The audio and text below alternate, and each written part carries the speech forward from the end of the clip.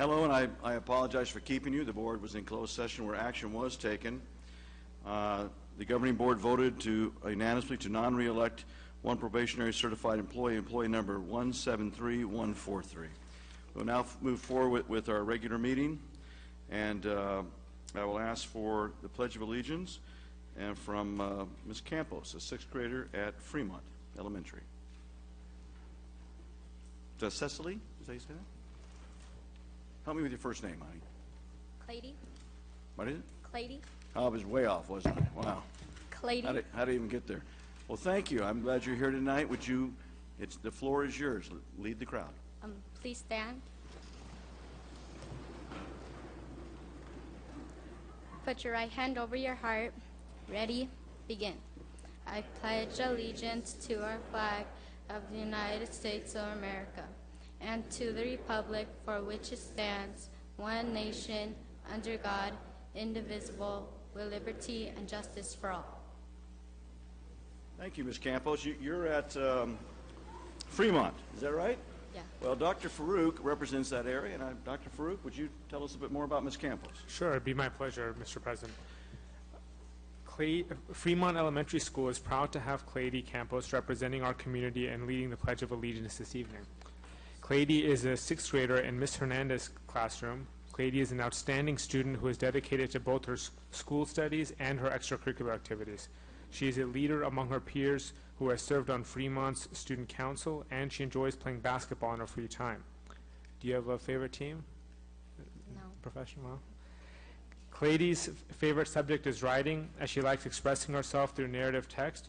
Clady aspires to be a journalist, and she plans to go to Cal Poly Pomona as either an English major or a communications major. The Fremont Huskies are proud to be represented by Clady. Clady, do you have...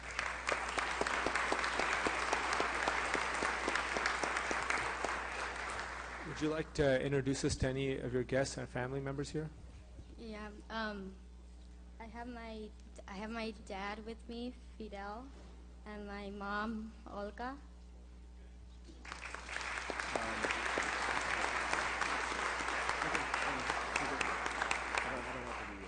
I have my brothers, Fidel, Jose, and John.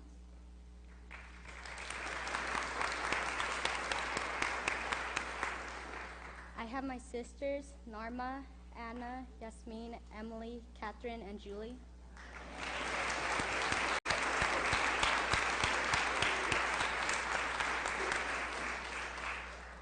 And of course, Fremont's principal, Mrs. Dahl, and my teacher, Ms. Hernandez.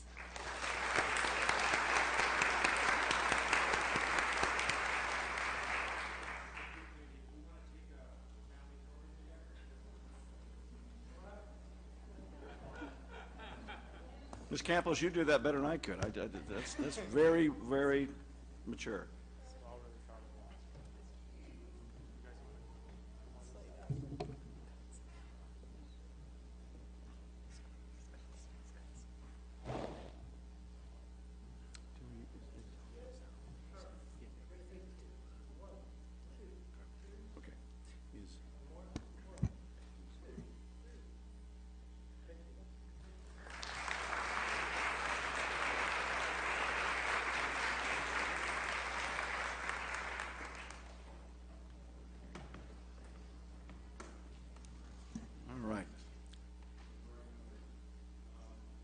For our arts portion of the board meeting, we have from Washington Elementary, Washington Ballroom Dance Program will perform.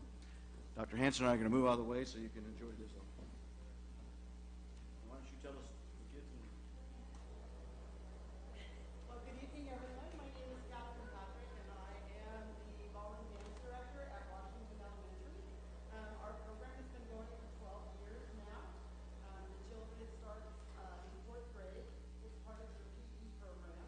So they have a full year of ballroom instruction during the school day. And then for those who want to continue, I have an after-school program for 5th and 6th grade.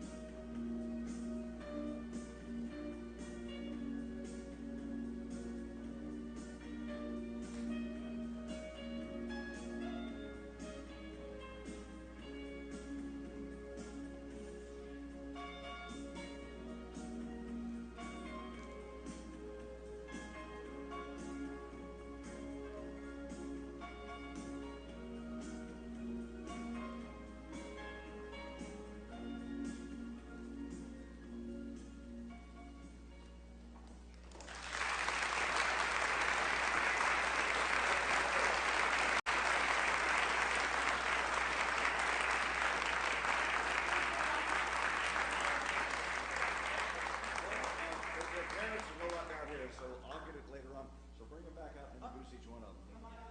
I'll get letters otherwise. So. We still have another dance. This is great. I want you all to. All right, so we have Thomas Hulskamp, Shalu Chen. We have Ben El-Fatal, Lilia Tomat.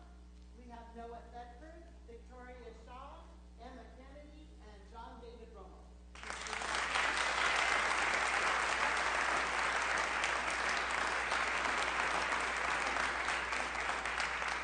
the ballroom dance program teaches many things other than just dancing. It actually incorporates the skills they're learning in math, because it teaches them about rotation, teaches them about angles, teaches them about lines that they need. It also teaches them the correct way to ask the lady to dance. You know, so often I tell my students, if a gentleman were to come to me and just point and walk away, I don't know what he's asking. So I always tell them, you have to go and ask them to dance. And in our ballroom, our cafeteria, it's a no zone. It's a no free zone. So what that means is that anyone that asks someone to dance, the answer is always yes, I would love to dance with you. So therefore, there's no put down. So now I would like to present to you, these are my 6th, 7th, and 8th grade students. These are the ones who come back after the Washington Dance Program is finished and they move on to middle school. They still want to come back and compete at the Orange Blossom Ball. So they come back on their own time to take lessons with me in order to compete, and they're still part of Team Washington. So I present to you the Cha-Cha.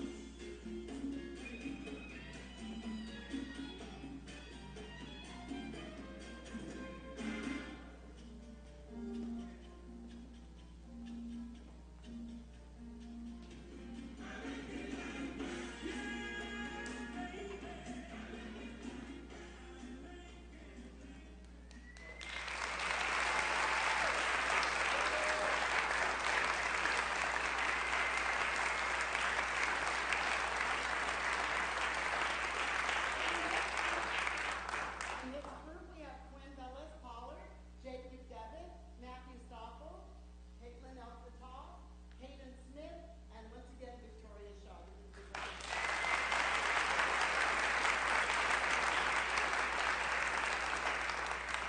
All the children learn waltz, foxtrot, tango, cha-cha, rumba, swing, merengue, bachata, and then sometimes they actually get to vote on another dance that they want, which this year they voted on bachata. So thank you so much for letting us come.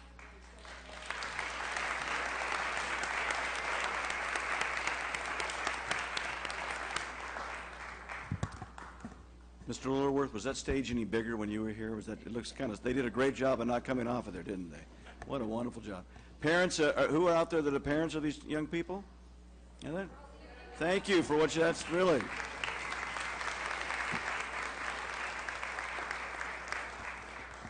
Parents, you're welcome to stay for the exciting meeting, but I know you have little ones you might want to pick up, so we will not be offended if you take a recess. Before we move on with our regular agenda, we have some appointments to announce that were made, and so I'll give the room just a moment to clear, and then Dr. Hanson, if you would take that and introduce us to some new people that will be providing leadership here at Riverside Unified next year.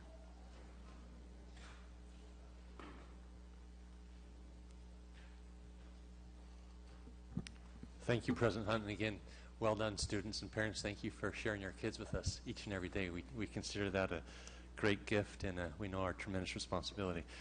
As President Hunt talked about in closed session, the board took action 5-0 to hire the following people to these positions within Riverside Unified. And as your name is read, if you'd please stand, and I'll give a brief introduction as to their background and position that they're accepting. The first one, we'd like to recognize Lindsay Rosa.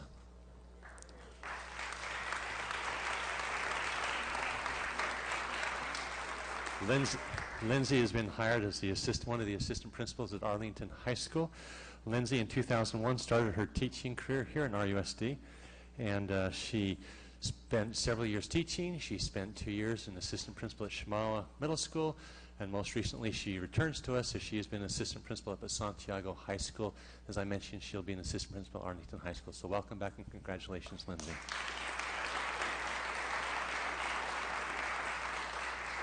Assistant principal for King High School, Mr. Jeff Ray.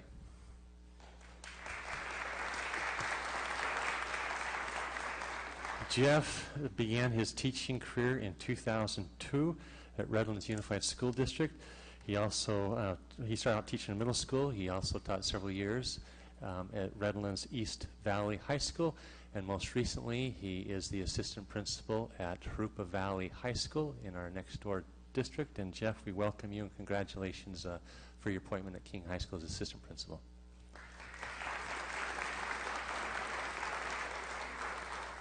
Another assistant principal for King High School, that is Miss Amanda Chan.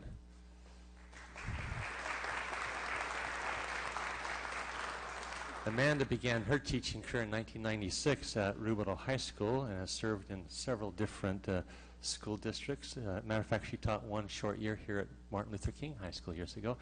She's also taught at Colton Joint Unified, and she currently is the assistant principal at Redlands East Valley High School, and she'll be returning to us as assistant principal at King High School. Congratulations, welcome back home.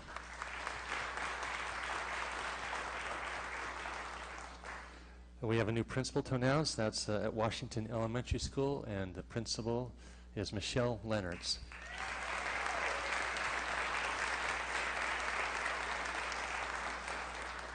Mrs. Leonards began her teaching career in 1996, and she again has taught at several different locations at all 3 levels, elementary, middle, and high school. She currently is the assistant principal at Washington Elementary. Prior to that position, she served at the San Bernardino County Office of Education as a math specialist, training math teachers all over the county. Congratulations for being appointed as the new principal at Washington, Michelle.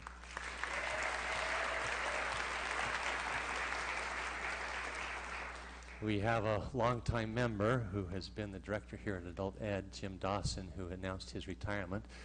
And we're pleased to introduce to you tonight the new director for Adult Ed, and that is Rachel Bramlett.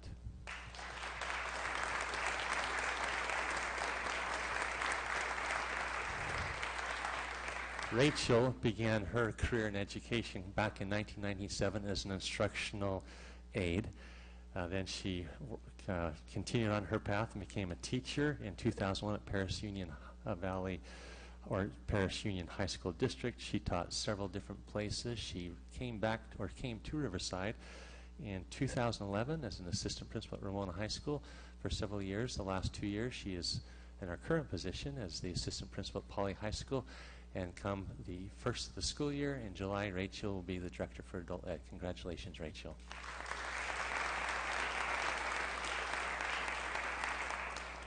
We have a new position in the district entitled Leadership Mentoring and Support Administrator. I'd like to introduce you tonight and announce that Diet Allert will be assuming that position.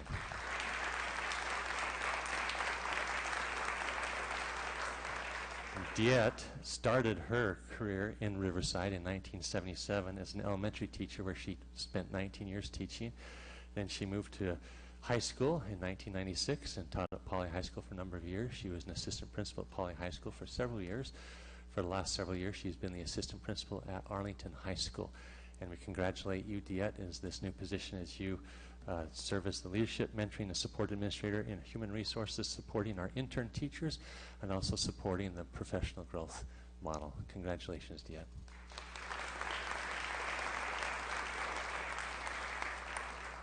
And the new director for certificate personnel is Mr. Daryl Hansen.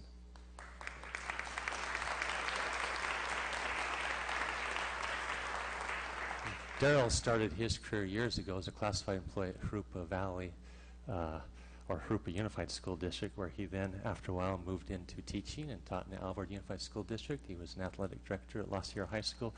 He came to Riverside in 2004 as the assistant principal at Pauley High School.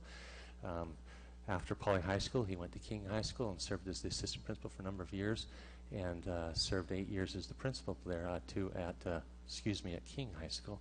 And currently, his current position is the director of secondary education, and Gerald has accepted the position to move over and to serve as the director for certificate personnel. Congratulations, and thank you, Daryl.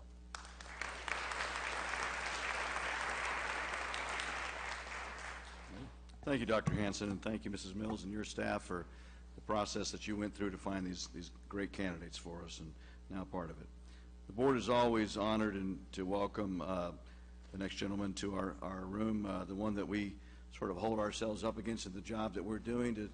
We think, what would art do?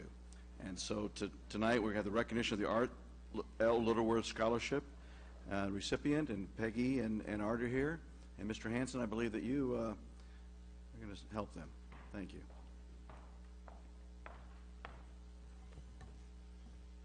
Thank you very, very much, Mr. Hunt and Dr. Hansen and members of the board.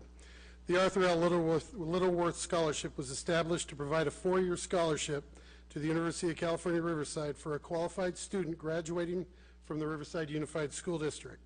The scholarship provides an amount of $5,000 per year for the selected student at UCR over 4 years. This scholarship was created by Mr. Littleworth, a former member and president of the RUSD Board of Education. Mr. Littleworth's goal in establishing this scholarship is to encourage students to pursue educational excellence and to strengthen their leadership qualities. This time, I'd like to, you've already mentioned that Mr. and Mrs. Littleworth are here. I'd like to introduce Peggy Littleworth. She'd like to come up and say a couple things. Thank Welcome, you, Mrs. Littleworth. and good evening. It's always a pleasure to come here for this special occasion to meet the scholarship recipient of the Arthur L. Littleworth Scholarship. Arthur, when he was a senior in high school at Washington High School in Los Angeles, was the recipient of the Pacific Scholarship Award, Pacific Regional Scholarship, my mistake, which enabled him to go to Yale University. He's been paying it forward ever since. We give our heartiest and warmest congratulations to the recipient and our best wishes. Thank you. Thank you, Ms. Littleworth. Quick story I learned today. A recent scholarship recipient contacted the Littleworths and invited them to his graduation ceremony this year. And so a little bug in the ear of our recipient, because they were quite honored to receive that invitation. It was the first time somebody had actually reached back to them and invited them to their graduation ceremony. So it is my honor to welcome Arlington High School senior Bailey Nicole Powell up to the podium, as she is this year's recipient of the Arthur L. Littleworth Scholarship.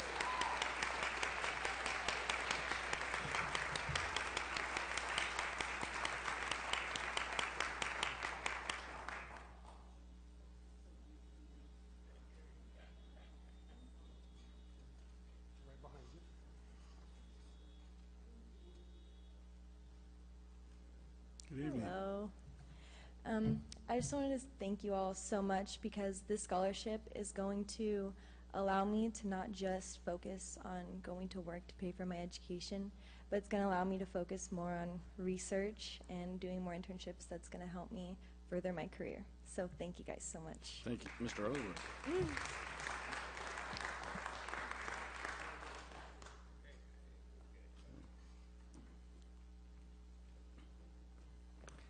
For anyone out there that doesn't know, it's worth repeating, but 1965, Riverside Unified School District became the first district in the United States to voluntarily desegregate.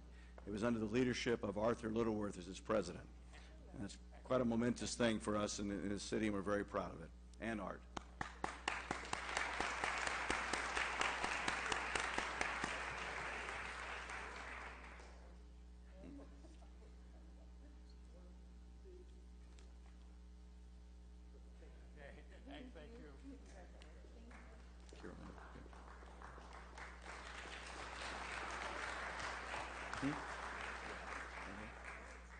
Ms. Carmen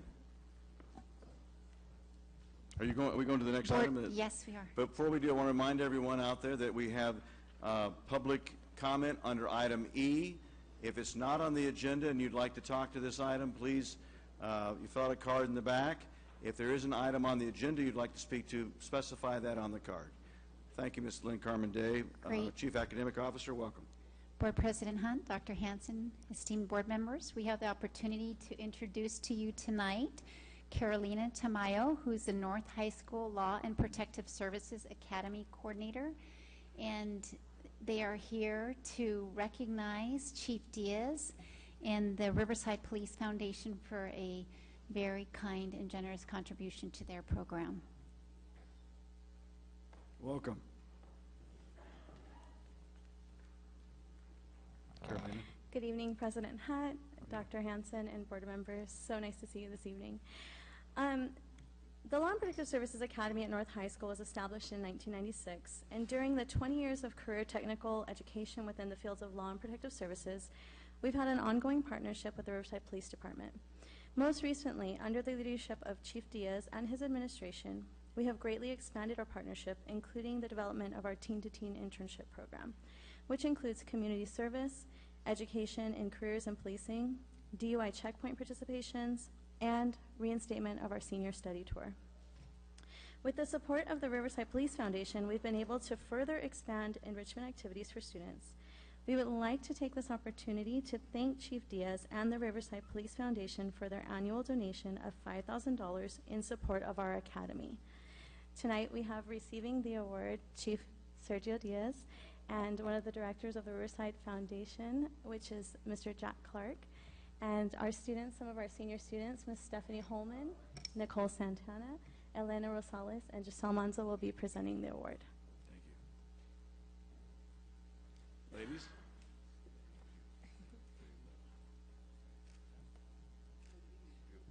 Let's turn it around, Chief, so they can see it too. Here we go. Thank you both, gentlemen, for your dedication to our USD. These young people.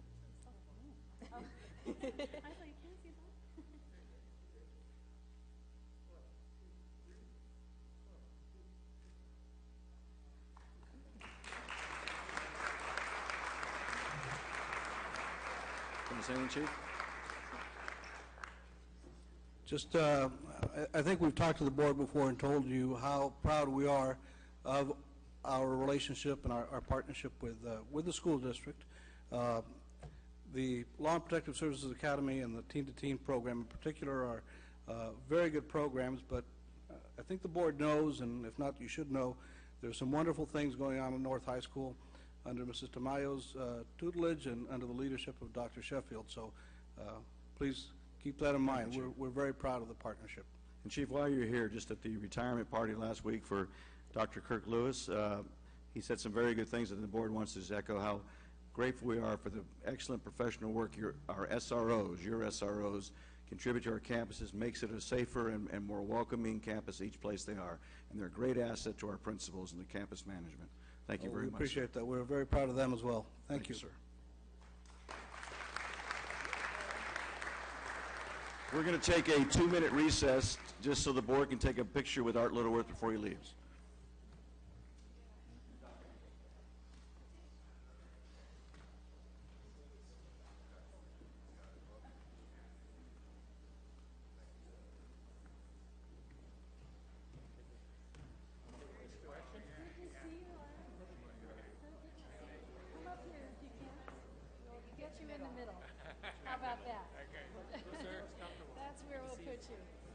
Very good.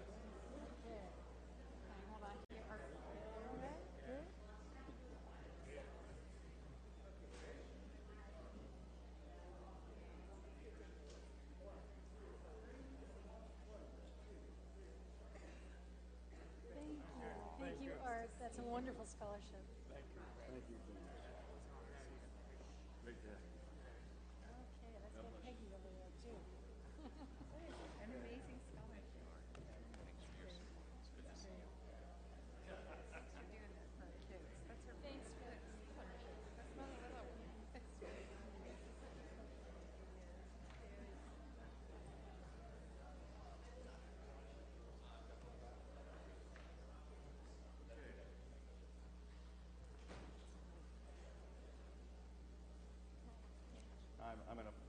recess. Well, I mean, we're done. Yeah, I mean, we just had it. We're going to go back into session. Yep. Was G27 what he was referring to in the consent? I'm sorry. Go ahead and come up. I couldn't hear you.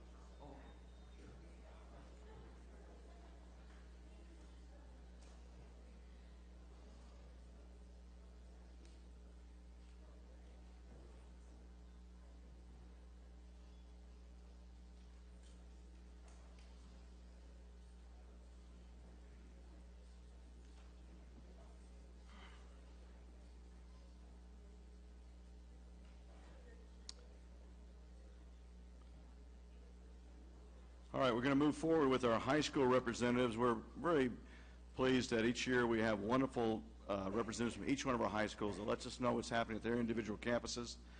Ms. Vincent from North High School first. No. Not Jade Vincent.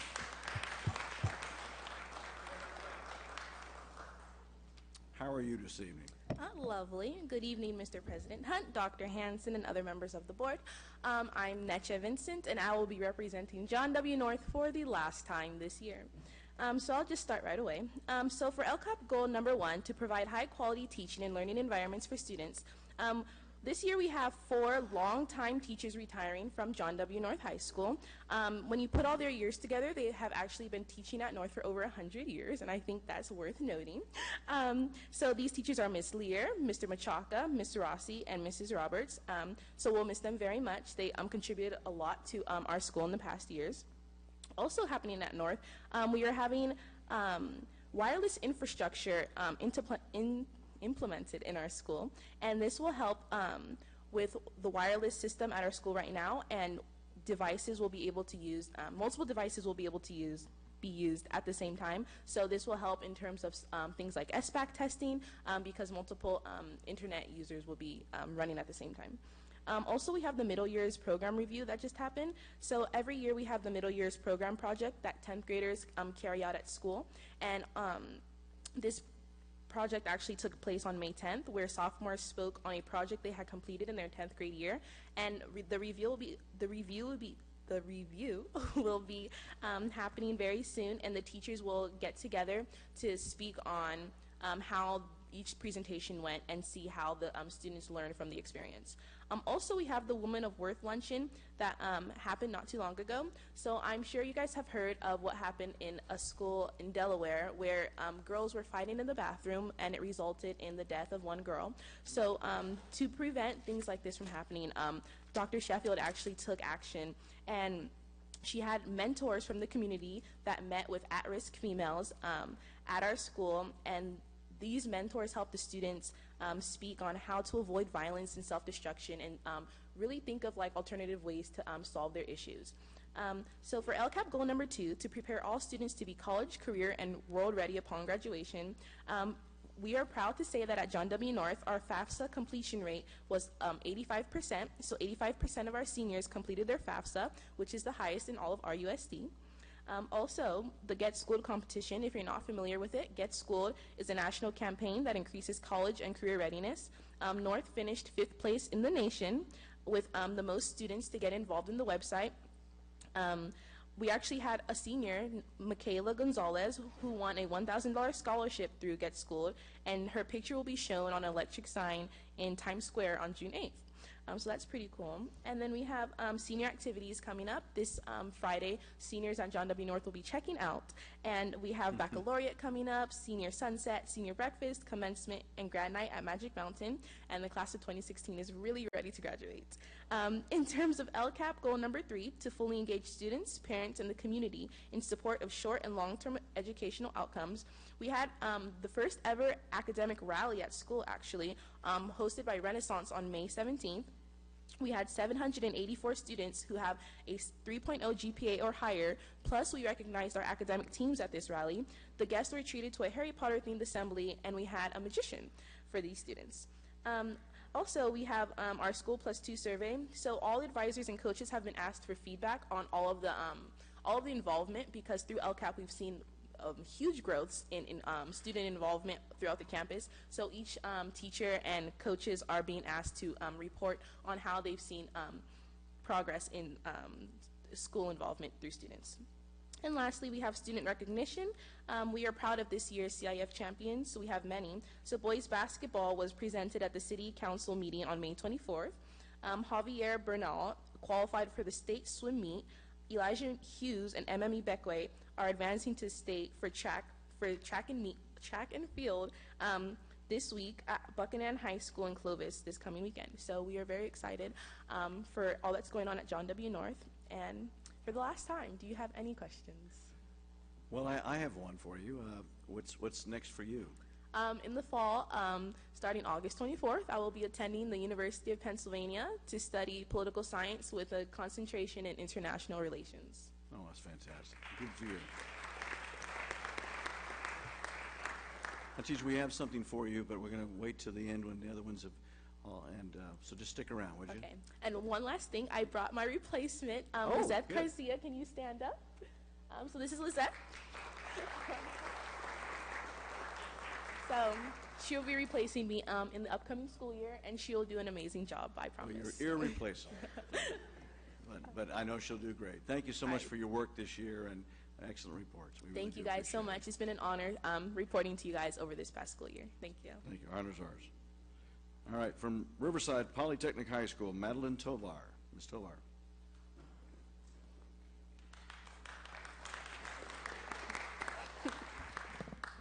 Good evening, President Hunt, Dr. Hanson, and other members of the board. My name is Madeline Tovar, and for the last time, I will be representing Poly High School tonight.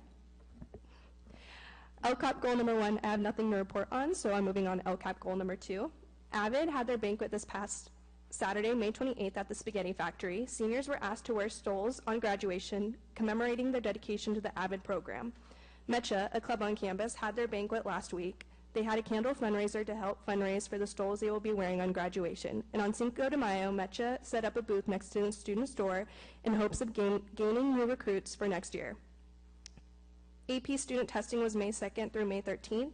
LCAP goal number 3, Senior Pride Night, is this Wednesday, June 1st. This event will be held at the Poly Gym. There will be 5 student speakers. Each will be addressing one letter from the Pride acronym. P for passion, R for respect, I for integrity, D for determination, and E for extraordinary. The students who are speaking on one of the 5 topics were picked by the class of 2016 to speak. There will be performers and teachers will be speaking at this event as well. Seniors on this night will be awarded various awards and will also be receiving their yearbooks on this night. We had our final athletic signing a few weeks ago. We had 7 athletes signed to a college they will be attending in the fall. We also had 2 students sign off to the military. We also had, last week, Poly for the first time had an art signing. It is the same thing as an athletic signing, however, highlighted students signing to college for either band or a theater arts program. Prom was April 29th. It was a huge success. We had a number of students attend. The theme this year was Red Carpet Affair, and it was at the Grove Theater in Anaheim. And of course, we have senior breakfast, commencement, and grad night coming up. On a more serious note, I would like to address what happened to Poly High School this past Friday. Poly was ruthlessly vandalized, and what started as a harmless senior prank quickly turned sour. On behalf of the class of 2016, we are appalled by these actions. We only hope that our legacy is much greater than this. Michael Case, a senior at Poly, has started a GoFundMe page to donate money into Poly to create a campus beautification project such as a mural or another inspiring token as a legacy of the class of 2016. Excess amount of money made will go to the Mary St. Pet Adoption Center. Thanks so much. If there are any questions at this time? Thank you, Madeline. First of all, where will you be next year? I'll be going to Sonoma State University. Oh, that's a very Yeah. wonderful place. Yeah, they have a. Somebody help me out there. Viticulture, isn't it, for wine? Mm-hmm. Right. Don't take that. So, do you have any other questions for Madeline? Ms. Allaby, did you have some of those same senior events when you were there at Poly? Madeline, thank you so much for all your support and work this year. The board shares your and your class's concern about what happened. The board nor the district ever has thought it was the class of 2016 or any of the Poly students. And we're working diligently with Chief Diaz and his staff, with Dr. Lewis, to find out what did happen. But we're pleased that you love and your class members love Poly that much. Just have a seat, and I'll be with you in a little bit. We're going to have something for you. Anything else you'd like to add? No, just thanks. Thank you, hon. Thank you. one of my favorites every year, this entire year, Alexander Silva from Ramona High School. Welcome, Alexander. Good evening, President Hunt, Dr. Hanson, and members of the board. My name is Alexander Silva, and I'm the school board representative for Ramona High School. For goal number 1, AP Chemistry applications in the real world. Within our AP Chemistry class at Ramona, our faculty have continued in implementing Common Core curriculum with the aid of outside resources. The AP Chemistry, after having finished their AP exam, began pursuing their creative sides while learning the skills of photography. The students have been able to explore the artistic side as they also learn about how to develop film photography, and hopefully by the end of the week, the students will have developed their own photos in a dark room under the supervision of Mrs. Silva, our AP Chemistry teacher. This project was funded by a $5,000 grant from the DART Corporation in order to give us the cameras, film, and darkroom necessary to make the project possible. Under goal number 2, graduation. We are gearing up for graduation, which is going to take place on Tuesday, June 7th. This year we have close to 500 graduates. Additionally, this Friday is our senior sunset will be taking place. This is the 3rd year in which Ramona has offered this event for upcoming graduates in order to offer a close to their high school career and one last bonding activity with their fellow graduating peers. The senior sunset will include speeches from fellow peers and faculty and will also contain a slideshow dinner and a dance to end the night. Under goal number 3, science within the community. Our chemistry students have been partaking in science labs within the community, except this time as teachers instead of students. Ramona has connected with Madison Elementary in order to teach and participate in science labs with 2 5th grade classes. The labs explore various parts of the sciences and allow for Ramona students to connect with the younger students. Additionally, Ramona hosted the 2 classes today on campus and also gave the elementary students ramp ride gear as a parting gift. These labs were funded through the REEF, Riverside Educational Enrichment Foundation, grant as well. And under athletics, for the spring season, our boys tennis, baseball, and softball were all league champions. I would also like to make a special mention of the softball team, which made it to the quarterfinals of CIF. Under Ramona Day, the Ramona Day Assembly and Carnival was last Friday, May 27th. The assembly was a success and greatly promoted school pride amongst the students and the staff. In addition, the assembly recognized various aspects of the students' life on campus, from sports to academics and special talents, such as a performance from our Powder Puff boys cheer team and a Polynesian dance performance. Additionally, the assembly was used to recognize Mrs. Spear, who has been associated with Ramona's dance department for 29 years, and she is retiring this year. Before I conclude, I would like to also add that it has been a great honor to be able to present for Ramona these past few months. Ramona has been my home for the last 4 years, and it has been a great pleasure to be able to share it with all of you. Are there any questions? Well, I'm going to ask the question I've been asking. So what is your plans next year? Upcoming this fall, I will be attending Cal Poly San Luis Obispo and studying biomedical engineering. Very good. Congratulations. Thank you. I've always appreciated your reports, Alexander. We're a district, or an open district. A young person can go any high school they want here, as long as there's openings. Why should a young person want to go to Ramona? What would you tell a young person? Give me the pitch. I would say Ramona's like no other, because I feel like if you step on campus, you're automatically welcomed. No matter where you turn to, whether it's staff or the students, or just anyone who's dropping by to visit their old campus, they'll always welcome you with open arms, and I feel that's what being part of Home of the Rams means. Thank you, Alexander. We'll be with you in a moment. And from Riverside STEM Academy, Sophia Batista.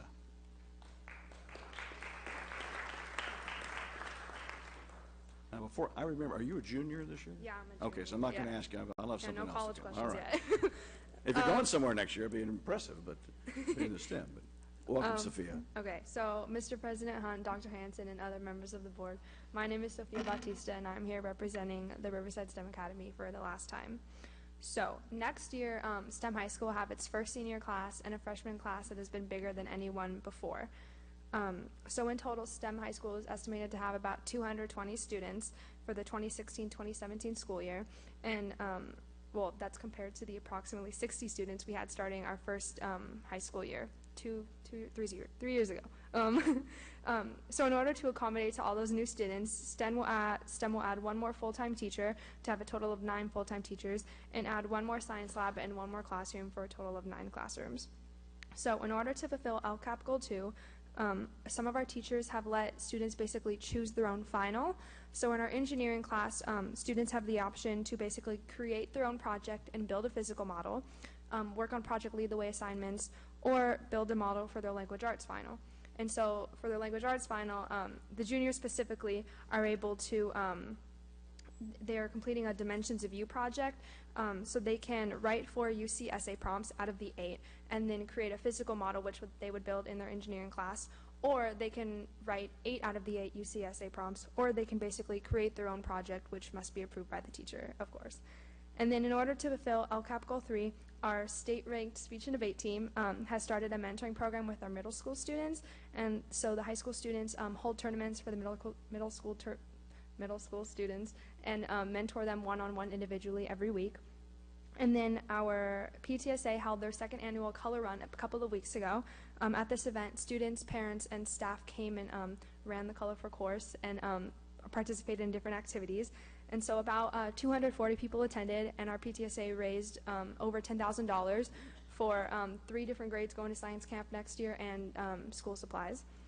And then since STEM High School will have all 4 grades next year, our ASB advisor, Mrs. Murray, decided to basically recreate our ASB. So we have made different positions that will provide for a more organized and fun ASB for our students next year. Like a brand new country, right? That's fantastic. So what do you, now next year you won't be our representative, you'll be a senior. Right. And so I'll have someone else. So you will come back though and tell us about your plans and are you beginning to go look out with your parents this year, look at some campuses this summer? What are you kind of looking at?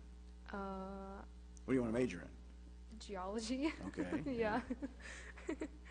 So yeah. Well, there's a lot of choices out there. Mhm. I'm going to ask the board to come down if you'll stay there, and the rest of the representatives come up, and the board will come down. Mr. Lee, would you hand out the awards for us to each one? Oversee that?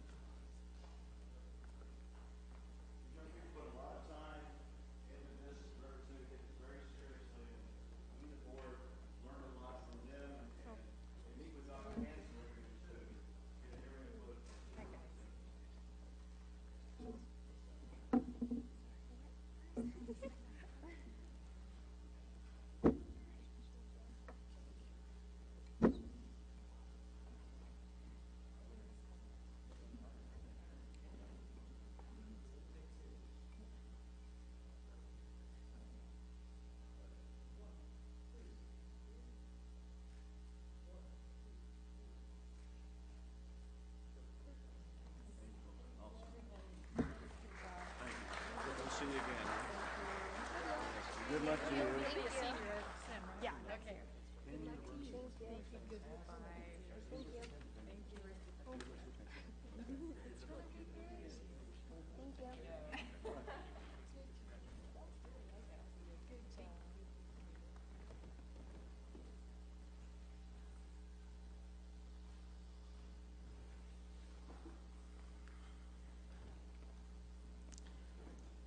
Sophia, you need to go back home and study because you have to go to school next year, but the rest of you, I'm sure you're just figuring out ways to get through that senioritis week that you've got going on right now. So thank you so much for being here. And now we have a report from our district superintendent, David Hanson. Thank you, President Hunt. Again, grateful for all the high school kids and all the work and effort that they go through each and every time to prepare for a board report, and they come and do such a professional job. So we're going to miss those that graduate and move on, wish them the very best of luck. And that actually leads me into my thoughts. This is our last board meeting before graduation promotion. Matter of fact, next Monday is our first graduation on the 6th, and we have a graduation on Tuesday and Wednesday, and all the promotions for 8th grade and whatnot, and 6th grade are on Thursday.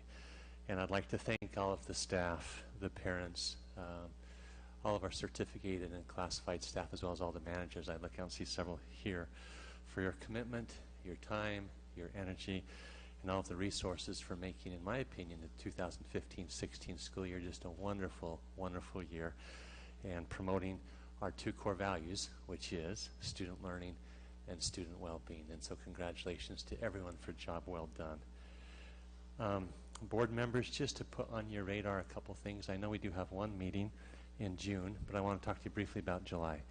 I met with our city manager last week, John Russo, and this already scheduled joint school board city council meeting has been postponed. It'll take place sometime in the fall, date yet to be determined, but we'll be sure that you know that variety of reasons for the city and the school district that July just was not working out. And also in July, we do have one school board meeting for July, and that's on July the 18th, and in that meeting we will be prepared as one of the items, several items, but one item. I know there's been a lot of interest in the board on dual language immersion, and we shared with the board that the decision was made to expand dual language immersion up into the secondary schools. And this next year we shared with the board that Gage Middle School and Sierra Middle School will be the two middle schools. We'll be prepared in July to share with you the high school that the group has gone back and studied as what we think would be the best course to have the dual immersion at the high school. So we will then have dual immersion eventually when all the kids move on up from K through 12, and that will be in the July board meeting like we mentioned to you. Now come back to current. On May the 15th, I had a wonderful day with several folks. Our CTA invited district stakeholders to come and work with Ellen Holmes. She's a coordinator in Montgomery Institute for Teacher Leaders at the Montgomery County Education Association. And the vision is to have a professional growth system for RUSD, which includes the peer assistance or the PAR program that we've talked about. And members of Extended Cabinet attended that day, along with two of our board members, Board Member Alavi and Board Member Farouk, along with our CTA working group, and we learned more about the benefits of the professional growth model and the teacher and the principal peer assistance review. And just to go back a year ago, California held for the first time ever a labor management conference, and it was by invite only. Only 10% of the districts could attend it. And on the invite list was the superintendent, the board president, the union president for the teachers, and the union president for the CSEA. And it was from that meeting that we learned about Montgomery County.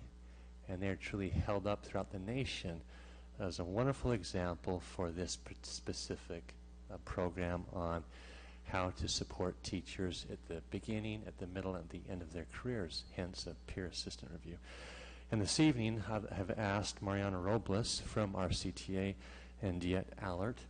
I'd like to invite them to come forward this time to share a little bit of information with the board about the professional growth system and how does it relate into Riverside Unified School District. So Mariana, thank you for your preparation. Diet, again, congratulations for you, and thank you for your preparation this evening.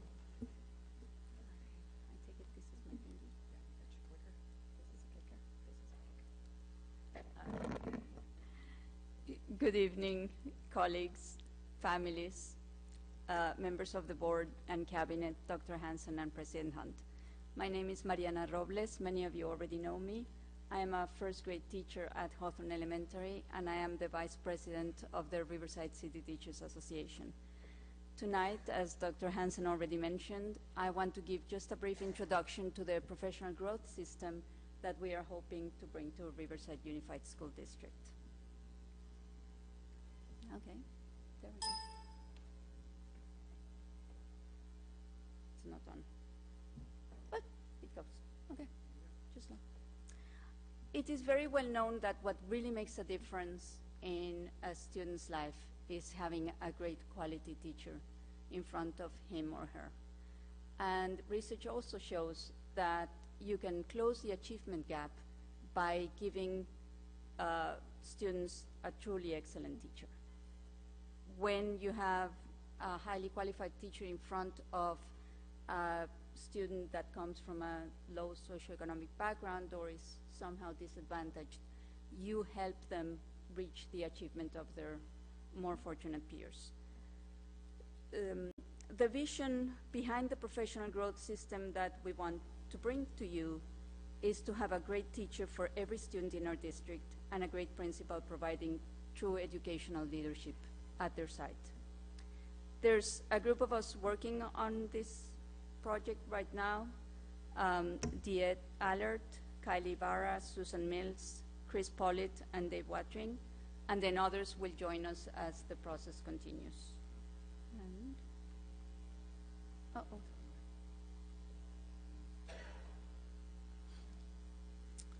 Other districts have professional growth systems through the nation, but as Dr. Hansen mentioned, Montgomery County has one that's truly exemplar.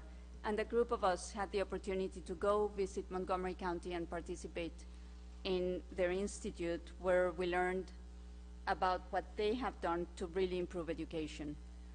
When we came back, we were all excited and ready to bring it to Riverside, and fortunately we have been able to really plant the seed and start moving in that direction. Ellen Holmes will be available for consultation with us as we move forward in learning more and implementing it. And in addition, a larger group of us will have the opportunity to go together again to Montgomery County, learn more about it, and work with others that are also implementing and developing their own professional growth systems. One thing that Montgomery County has found is that not only achievement has increased enormously, not only has the achievement gap narrowed, but their rate of teacher retention in Montgomery County is higher than in the rest of the nation. And with the crisis that we will soon be facing of teacher shortage, it will be wonderful if we are able to not only attract excellent teachers to Riverside and excellent principals, but also keep them in the profession and keep them in the district. And that just disappeared. No, it's not. With a professional growth system in place, our whole community wins. We know why students win. We know that teachers win because they are supported to become those exemplar professionals that we aspire to.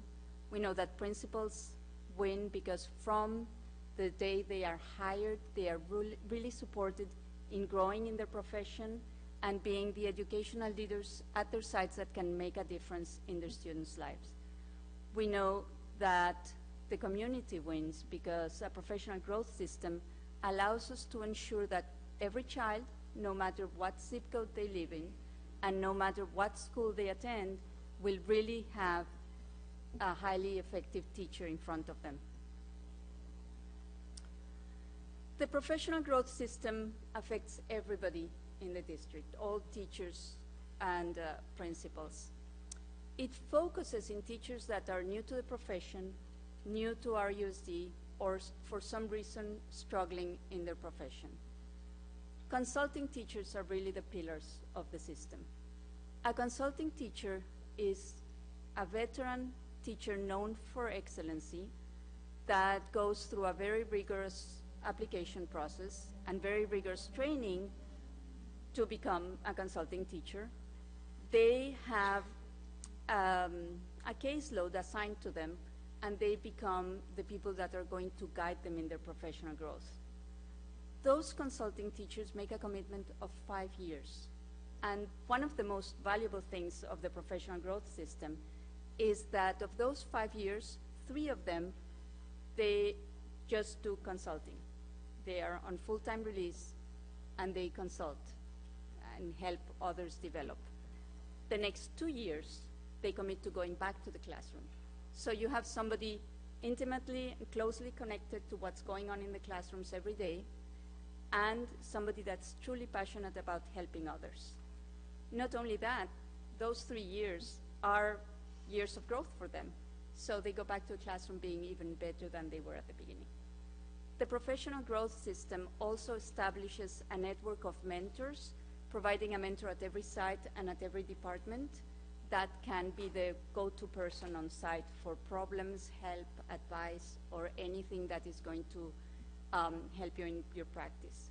And you can see that principals receive the same services. There's just an exact parallel for principals. It focuses on every principal, but especially on principals new to the profession, new to our USD, or veteran principals that for some reason are struggling in their work. Again, there are consulting principals that are full-time release and do nothing but help principals become better and better, and there are also mentors helping.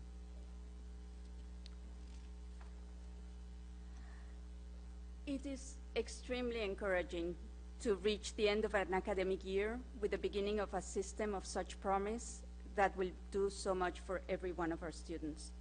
And it is worth noting that the Riverside City Teachers Association and the district have worked very hard for several years to reach a level of trust, communication, and collaboration that really allows us to be true partners in developing a professional growth system. This illustrates our ideas right now for the next 4 years. They are not set in stone. They are very ambitious, and of course they will be modified as we learn more and as we implement the structures.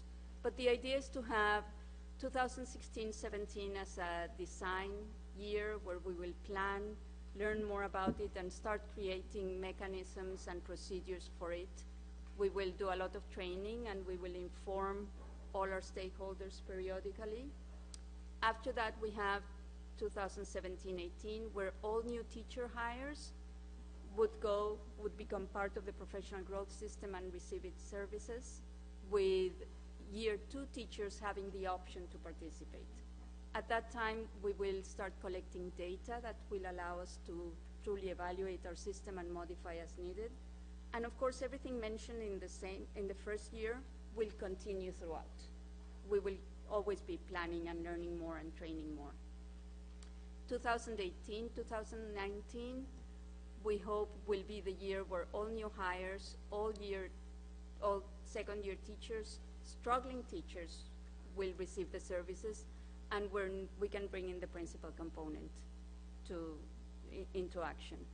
And finally, by 2019, 2020, we would be district-wide. So that's just a very brief overview of what we are intending, and if you have any questions, this is the time.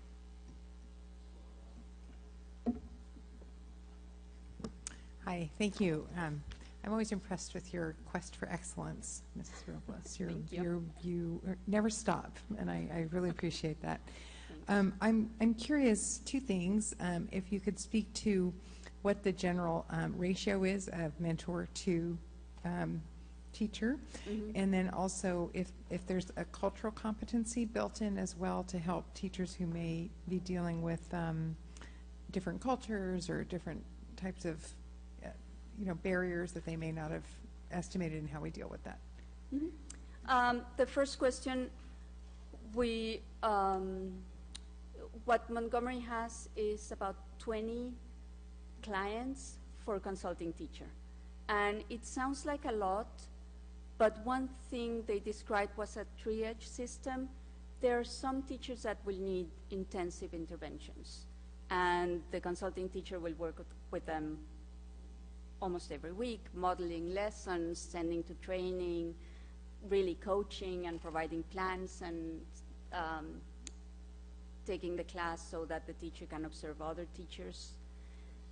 Other clients will not need so close monitoring, so they can distribute the workload, and it seems that's a good ratio. And with respect to the other, one of the things that the system does is to train all of us in the skillful teacher and skillful leader, and part of it is definitely being able to address all differences and make sure that we are teaching every student the way they need to be taught. And it would consider cultural differences and learning modalities differences. So from at the beginning, there would be a very intensive training for everyone that would cover one of those things. Thank you, Mariana. Thank you, Diet. You're welcome. And I wanted to extend my appreciation to our president, Tim Martin, for his commitment to also supporting resources. I know that to pull Mariana out of a classroom full-time, and our association is helping support that. And also, Diet, thank you for as well as accepting this assignment. So these two are going to spend a year planning next year. And Ellen Holmes from Montgomery County is going to come out and spend a lot of time with us. And there'll be a team that goes back to Montgomery County in the fall. And so this next year really is a planning and development year, and you saw the rest of the timeline. So thank you for being here to present this evening. Mariana, how was it to, I don't know, I had mixed emotions when I saw that you were going to be working with Diet. I mean, that you were leaving the classroom. Last year you were named the California Assembly 31st District. You were the Teacher of the Year, and well earned. I know your charges, your young people love you very much. But I think you've proven, and I know you speak from your heart about this is an important aspect, and the board is fully behind you and Deanna on this. I really appreciate that. When we came back to Montgomery at some point, I said, you know, this is the first thing I see that I would leave the classroom for. And just the impact it can have on our community is definitely worth leaving the classroom for, though I'm having a hard time with it. Well, those turnover rates and the lack of teachers coming out of college and all, it's very important, and I know that you and Tim and Dr. Hanson see that, and the board sees it, and we appreciate what both of you are going to do and look forward to next year hearing the progress you've made. Yeah, we'll make a good team. Yeah, we will. We have a lot in common. We both started in first grade. She's a tough worker, too. You better have your track shoes on. And this is a great opportunity for us to be in on the ground floor of something really new and cutting edge that will really improve our profession. Yeah, that's great. Dr. Hanson. That's it? All right. Thank you both. We now have a presentation from the Ramona Cluster, and Maria Ortega, who's our principal at Jefferson Elementary. Hello, Maria. Hi. Is going to lead us here tonight in this brief but comprehensive presentation.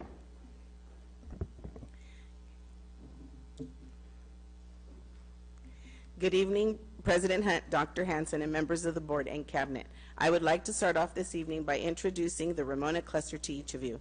I am Maria Ortega, the principal of Jefferson Elementary and the cluster lead. This is Mrs. Debbie Holt, the principal of Sunshine Early Childhood Center, Mrs. Carolina Michel, the principal of Adams Elementary, Mr. John McCombs, principal of Madison Elementary, Mrs. Paula Albeck, principal of Mountain View Elementary, Mr. Stephen Ibarra, principal of Sierra Middle School, and Dr. Jamie Angulo, principal of Ramona High School.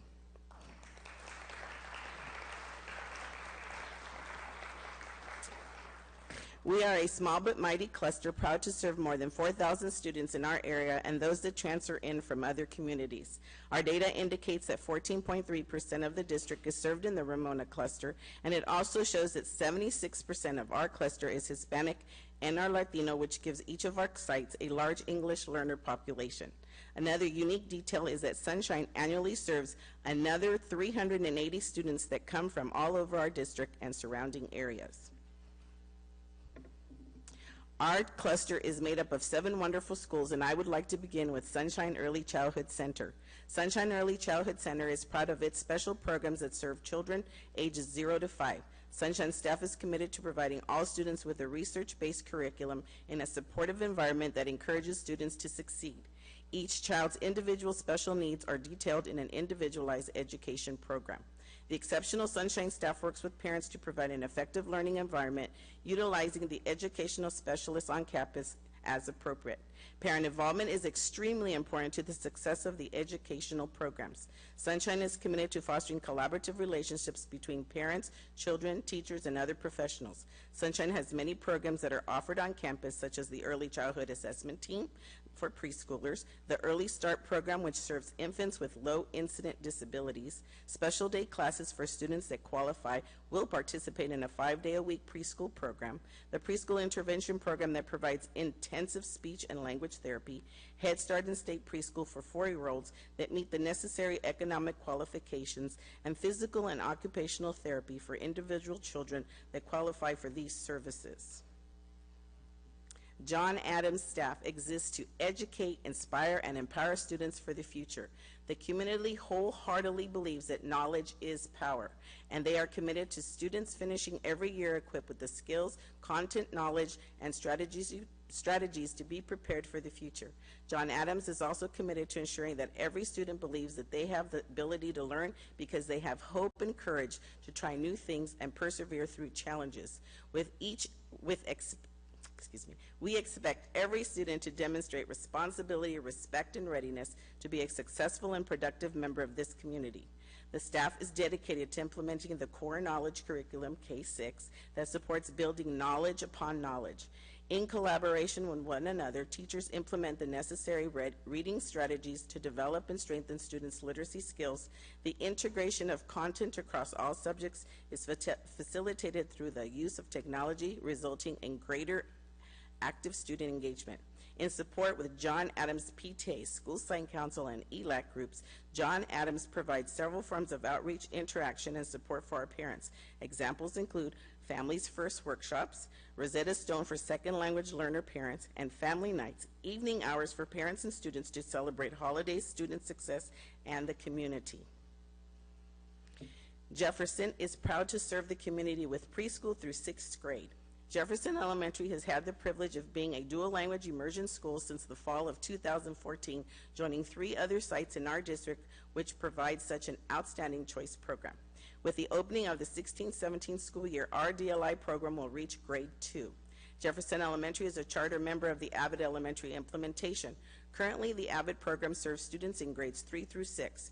Jefferson has had the opportunity to house the first Spanish preschool program in the district, and the students are now well prepared to handle the rigors of kindergarten in the DLI program for the fall term. We are very proud of our K-2 Institute that we added this year in order to intervene for the students that were at risk of not reaching their reading goals. The teachers at Jefferson work hard each day to provide a rigorous curriculum to all of the students it serves.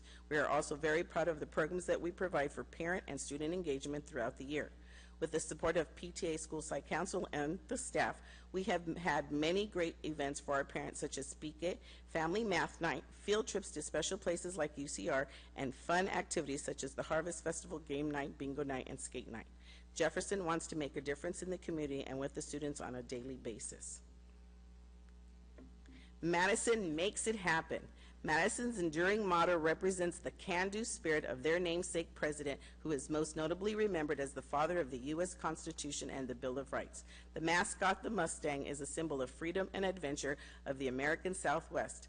Madison teachers collaborate to design interactive, fun, and engaging work for students. Through the use of iPads and other devices, learning is individualized using web-based programs and apps.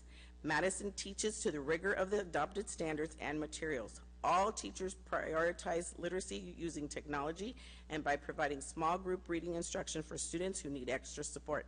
Many students participate in project-based learning such as History Day and Science Fair. Virtues are emphasized in announcements and assemblies as the aspirational qualities that guide student behavior. We will use knowledge, skill, and personal qualities to successfully engage in our global society. Mountain View Elementary. Mountain View has had the privilege of being a dual language immersion school since the fall of 2013. With the opening of the 16-17 school year, our DLI program will reach grade 3. Mountain View Elementary is a charter member of the Riverside Unified School District's Avid Elementary implementation.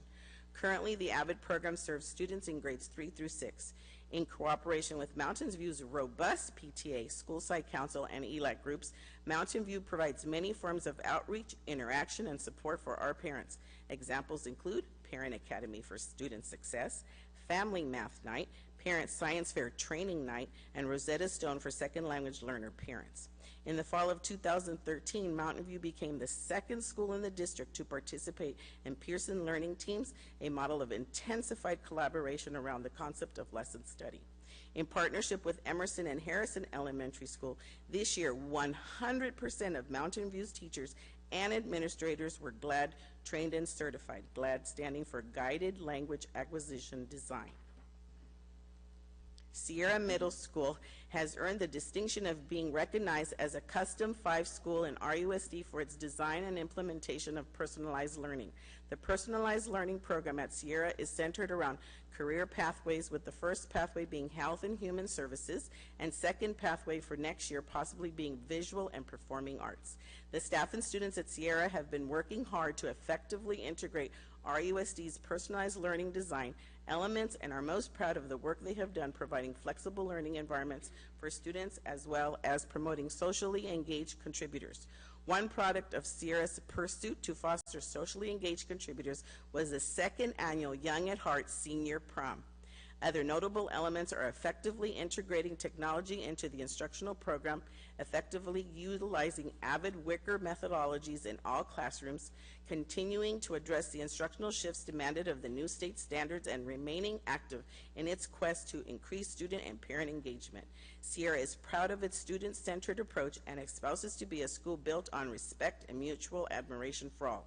As an avid national demonstration site for the past 19 years, Sierra prides itself as establishing a foundational footprint for Ramona's Avid program and the legacy of college dreams coming true. Ramona High School. Students at Ramona can choose from a wide selection of programs and experiences to engage in. The Visual and Performing Arts Magnet mentors young artists in singing, dancing, acting, visual arts, piano, guitar, strings, and instrumental music. The award-winning Dynasty Band and Color Guard has performed in France, Chicago, Las Vegas, and across California, as well as commercials and music videos. Marine Corps JROTC develops leadership and character while instilling responsibilities of citizenship. Ramona is home to one of the top 5 Avid programs in the nation. Health and Bioscience Academy prepares students for healthcare professionals and post-secondary opportunities through mentorship, job shadowing, and earning articulated college credit.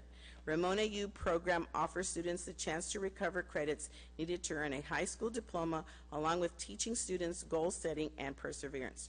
Ramona has over 75 service, athletic, academic, and student interest clubs for students to participate in. There are a variety of community service organizations that provide hundreds of opportunities to help others. Ramona has a rich tradition of athletics that develop character, responsibility, work ethic, skill, and lifelong friendships. Through these various experiences, along with a rigorous top-quality base academic program, Ramona strives to educate, inspire, and prepare students for success now and in its future. LCAP goal number 1, the Ramona Cluster high-quality teaching and learning environments by ensuring that all of our students are actively engaged in learning and have multiple opportunities to collaborate with peers. Our teachers have had the opportunity on a regular basis to plan, collaborate, and have professional development either provided by the district or our own sites. Professional development is tailored to the needs of the teachers, departments, or teams. We are very proud that although we have a high percentage of economically disadvantaged students, we are high-achieving schools. LCAP Goal 2. In the Ramona Cluster, we prepare all students to be college and career and world ready upon graduation. We provide many paths for our students to be ready for their bright and exciting future. We provide programs such as Avid from 3rd through 12th grade. We have strategic reading classes like Read 180. We have early literacy programs and preschool programs. We have core knowledge, band, art, theater, and credit recovery classes to ensure that they are ready for their future. LCAP Goal 3. In our cluster, we have fully engaged students, parents, and the community by providing many ways to be involved. Our students have many special activities such as field trips, band, theater, athletic clubs, and many other school activities at each site. Parents and the community are involved by taking part in PTA, School Site Council, ELAC, PIQE, parent groups or booster clubs, special events, parenting classes, and parent-family nights. Our cluster also provides many services and programs for our students and their parents that are in special education, especially our severely handicapped students. We strive to provide our special education students with access to the programs and activities that we provide for all our students so that they too can be engaged. Cluster opportunity. We ensure that all of our students are able to participate in the VAPA programs. At the elementary level, we are able to provide band for our students, and through the use of grants, we provide Art to Go for as many classes as possible.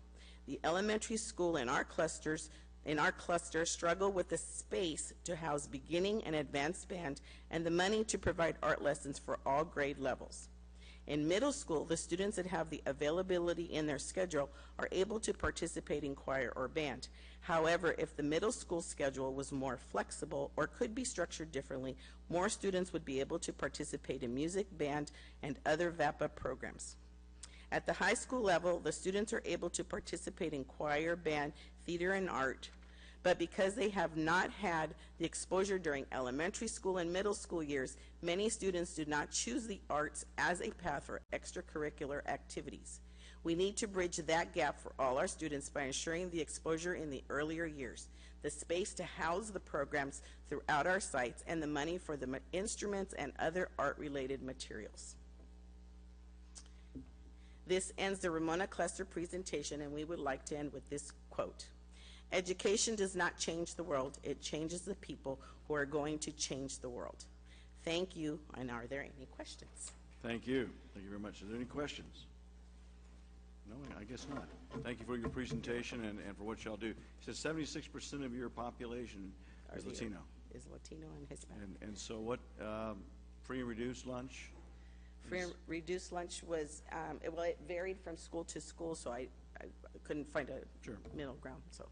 Well, very good. But Thank you for your dedication and that all of your us are peers. Title I schools. Yes, we're all Title I All of schools. Title I. Very good. Thank you very much for your presentation. You're welcome.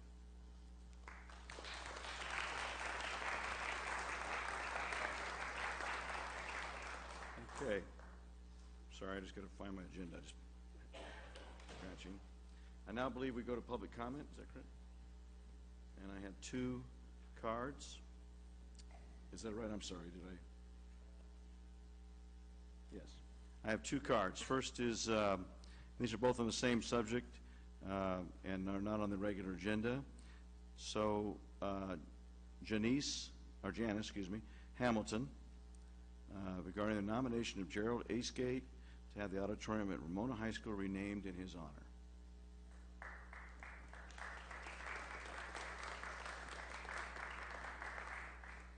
Ms. Hamilton, is that Brian Eastgate with you, I see? Brian Eastgate, yes. How are you, my friend? Been a while. Still have the red Corvette? Yes, he does. That's good. President Hunt, Dr. Hanson, and members of the board, my name is Janice Esgate Hamilton, and I, along with my brother Brian Esgate and my husband Mike Hamilton, would like to nominate our father, Mr. Gerald Esgate, to be named for the new Ramona High School auditorium. In support of this nomination, in attendance are many of Mr. Esgate's grandchildren and great-grandchildren. They're all right. We are all Riversiders, part of a 5-generation family that has lived in Riverside. Even Mr. Esgate's mother was a member of the school board in the 1920s. As you know, Gerald Esgate was the first principal of Ramona High School. It is very appropriate that he have his name on the auditorium. In 1956, when ground was broken for Ramona, Mr. Esgate spent 2 or 3 days a week on the campus grounds, working with the architects designing the school. He was determined that the auditorium would be part of the original campus. The plans had been to build a swimming pool and open the auditorium at a later date. Mr. Esgate felt that an auditorium would be used by a variety of students. He felt it was very important that the performing arts be represented. The performing arts program was an immediate success at Ramona. Ramona became known for its music, vocal and instrumental, and its drama program. Mr. Esgate developed a staff of caring and talented administrators and teachers. He spent 2 years working on staffing and curriculum planning. The faculty was dedicated to the students at Ramona, led by Mr. Esgate's example. He made a point of walking the campus daily, greeting students by name, surprising them that he knew their name. He attended the sporting events, not just varsity, but the B teams and the JV teams as well. He never missed a music performance or a dramatic or musical production. He was proud of the Performing Arts Department and its renown in Riverside. He was proud of all the departments in the school, but mostly he was proud of the students. His kindness and genuine interest in each student was inspirational. I know you have read the letters from teachers and students, and there will be more coming in. As you continue to receive letters from former students and teachers, you will see how he inspired and affected his students. The kids were what it was all about for him. You will see that Gerald Esgate was a superlative administrator who made Ramona the wonderful high school it was and it is, and set it on the path to continue its fine education for all students. Gerald Esgate was Ramona High School. It is Mr. Esgate's legacy and should inspire the teachers and students today. Honest, caring, working to resolve conflicts, he put Ramona together. Many believe he should be honored for his hard work by naming the auditorium after him. Thank you for your time. Thank you, Ms. Hamilton, and thank you for your father's service. I know we received a letter, I believe, signed by several of you asking for this, and so we will take it under consideration. We have one more speaker. Thank you. Georgia Renee? Rin? Is that Rin? Renee. But just when you think the E is silent, it's not. So you never know in French. Welcome, yes, welcome, Ms. Renee. You're here to talk about as well about Mr. Esgate and naming the auditorium. Yes, thank you. Good evening, Mr. Hunt, Dr. Hanson, and members of the board. I am Georgia Renee, and I'm here this evening as a 1963 graduate of Ramona High School, and I'm here to give my unlimited support for the naming of the Ramona High School auditorium after Gerald Esgate, our principal. As a lifelong Riversider, a product of all RUSD schools, and a retired teacher, counselor, principal with 26 years of service to this district, I wholeheartedly recognize Gerald Esgate as an outstanding educator, most worthy of this honor and recognition. As you know, Gerald Esgate was the first principal of Ramona. My aunt, Moira Porter Walker, first graduating class in 1958, shared stories with me of her time spent on the Ramona Student Committee, which worked collaboratively with Mr. Esgate to plan student activities to install in students school pride, such as the naming of the ram as the mascot and the blue and white colors that they have today. She well remembered him as very student-oriented and accessible to all. When I entered Ramona in 1963, I was greeted by 3 years of outstanding teachers and administrators selected by Mr. Esgate and housed on a beautiful campus complete with a full-size auditorium. I now understand that the auditorium was singularly supported by our principal and included in that original school construction. It was on this stage that I was fortunate to appear in Oklahoma and Little Abner, thanks to 3 incredible teachers, Ben Bollinger in choral music, Betty Hess in theater, and George Brooks in band. Their collaborative work on these performances established an early sense for me in the importance of working as a team for a common goal.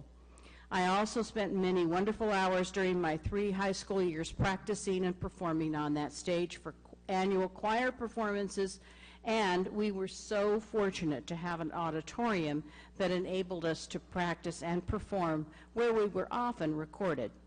We also held class meetings there, attended school assemblies, and practiced democracy as delegates to the convention for student elections. I'm proud to say that the education I received at Ramona High School truly prepared and inspired me, along with many of my classmates, to become teachers.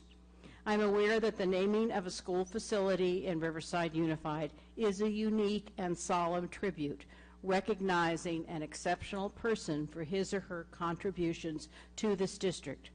Please know that Gerald Esgate is just such an individual, and the extensive remodeling of the Ramona Auditorium presents the precise opportunity to award this honor. Thank you.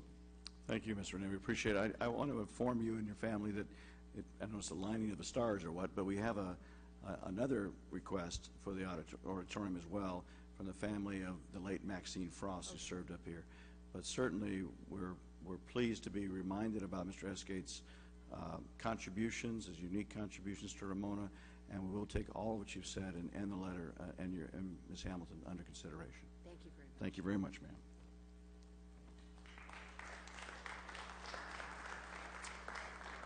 We now move to section F. I'm sorry, your item is under G. I'm going to... Oh, move to public? You want to... Okay, fine. I'm sorry. Ms. Sterling, Rochelle Sterling, request to speak. That's all that's required. Yes, ma'am. And I think I should let the public know you don't actually have to fill in that topic section. You're allowed to speak on any matter during public comment or during public input. And you do not have to disclose your address or your phone number. That is also not required. And not even, they can't prevent you from speaking. I am obviously very disappointed. I'm a little concerned and a little confused. Mr. Hansen had advised me that my matter was on G27, and then I find it very ironic that when I start questioning some of the closed session issues and make Brown Act allegations, all of a sudden it was on closed session. So I'm going to look into that, and I do find it odd that if you had all these things in closed session that you would only report on one item, and it just happened to be the item I was speaking on. So I will be looking into that. If this indeed was not on the closed session agenda, you can look forward to an FPPC complaint for each and every one of you. And you know, and Tom knows, that I will do my homework and I will file those. Unfortunately, I have learned from your actions that, much like the city of Riverside, you intend to rubber stamp your administration and not exercise independent thought. So that being said, I've had some wonderful conversations with some of the CAC members outside. We will be looking very closely at your financials. I will be looking very closely at your bond. Bonds are one of my specialties, so I'll be looking at the financials for that as well. Obviously, this board is not moving in the direction that is in the best interest of the students or the public if you're willing to rubber stamp these sort of things. I also spoke with several members out there that are Latino, and we talked about how Latino children, particularly those needing special ed services, are often disregarded. And I explained to them that the way that we will take care of that is that they will rally that majority here in the city, and we will just remove all of you from office, because I know how to do that very well as well. We can even do a recall if you'd like, but obviously they have the majority of the vote, and if you're not going to take care of their children, we're just going to replace you and put somebody there who will actually do the job. But Mr. Hunt knows me very well. I tolerate no games. I demand the truth. I demand compliance with the law, and under no circumstances will I ever tolerate intimidation, harassment, and some of the horrendous things that I have seen done to this instructor. Now, I'm sure this was some political move and some, at the advice of your counsel. But now this is my project, and I've already spoken with Ms. Marino. This is her project too. We'll be here every week, thank you, and have your financials ready for us to look at. You know how to request that, Ms. Sterling. I do want to clarify for you, Ms. Sterling, that this, yes, we were mistaken in thinking it was on the consent calendar, and we did check with our counsel that item 3 has it spelled out is the proper allocation to proper noticing to bring the matter up. I do apologize for the misinformation that was given to you earlier, but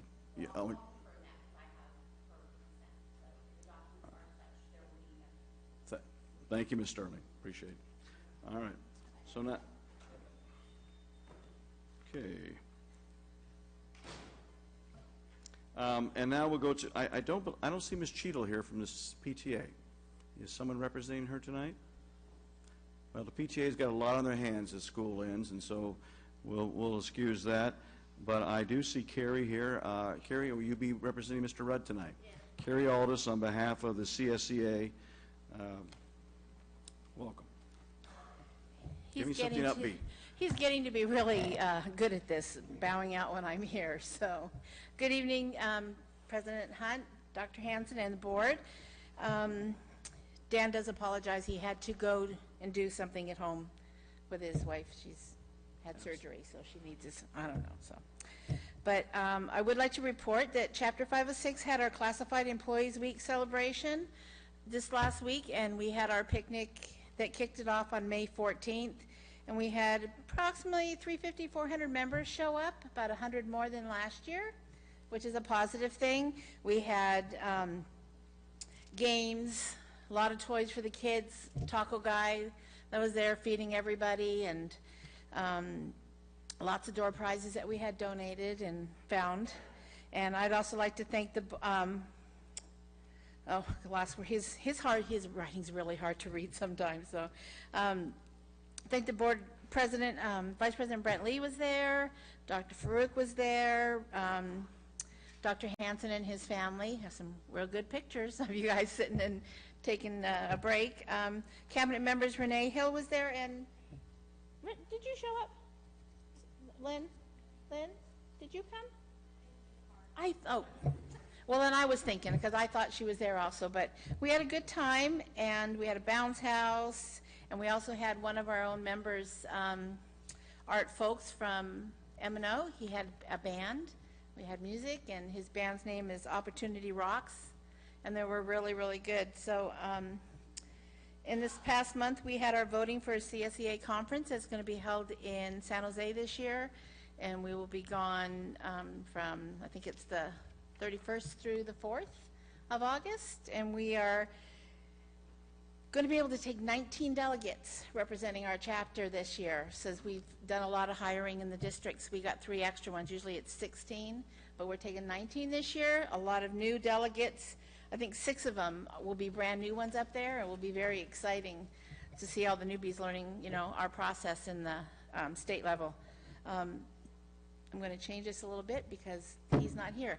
I also like to communicate with everybody that Dan Rudd is our president, but he also won an award this last month for Activist of the Year for our chapter for the our Area F, which is, it's a big area. There's a lot of different, so he was Activist of the Year, and we had a ball game out at Rancho Cucamonga Quakes, and he got a little trophy and a basket full of little kid stuff. So I'll be, and extra tickets, so we'll be raffling those off again because I don't go there, so I'm not going. So he's done a good job for our chapter, and almost, I think he's like 28, 29 years he's been with the district, and it's well deserved for him. So that's all I have, but yeah. Well, see, that's what this says, but I didn't read that part, so. So Carrie Aldis was also recognized along with Dan. So Yes. Carrie, tell them what the name of your award is. Mine is for Member of the Year for our area, so. Very good, Carrie. For our Very chapter. big deal. So, Congratulations. thank you. But it's like, it's a nice award to get. Last year we had David Tovar got it for our area, so we've been doing a lot of hard work, and it's fun. I enjoy it though. Been here going on my 30th year with Riverside Unified, and I love it here, so. So which high school will be so proud of you getting that award? Which high school? Did I went to? Yes. Same one you went to, Same La one I went Sierra and Alvord. Just thought I'd throw that in there, that's all. Congratulations, and thank you for the report. Gary. Thank We you sure very appreciate it. much. Very good.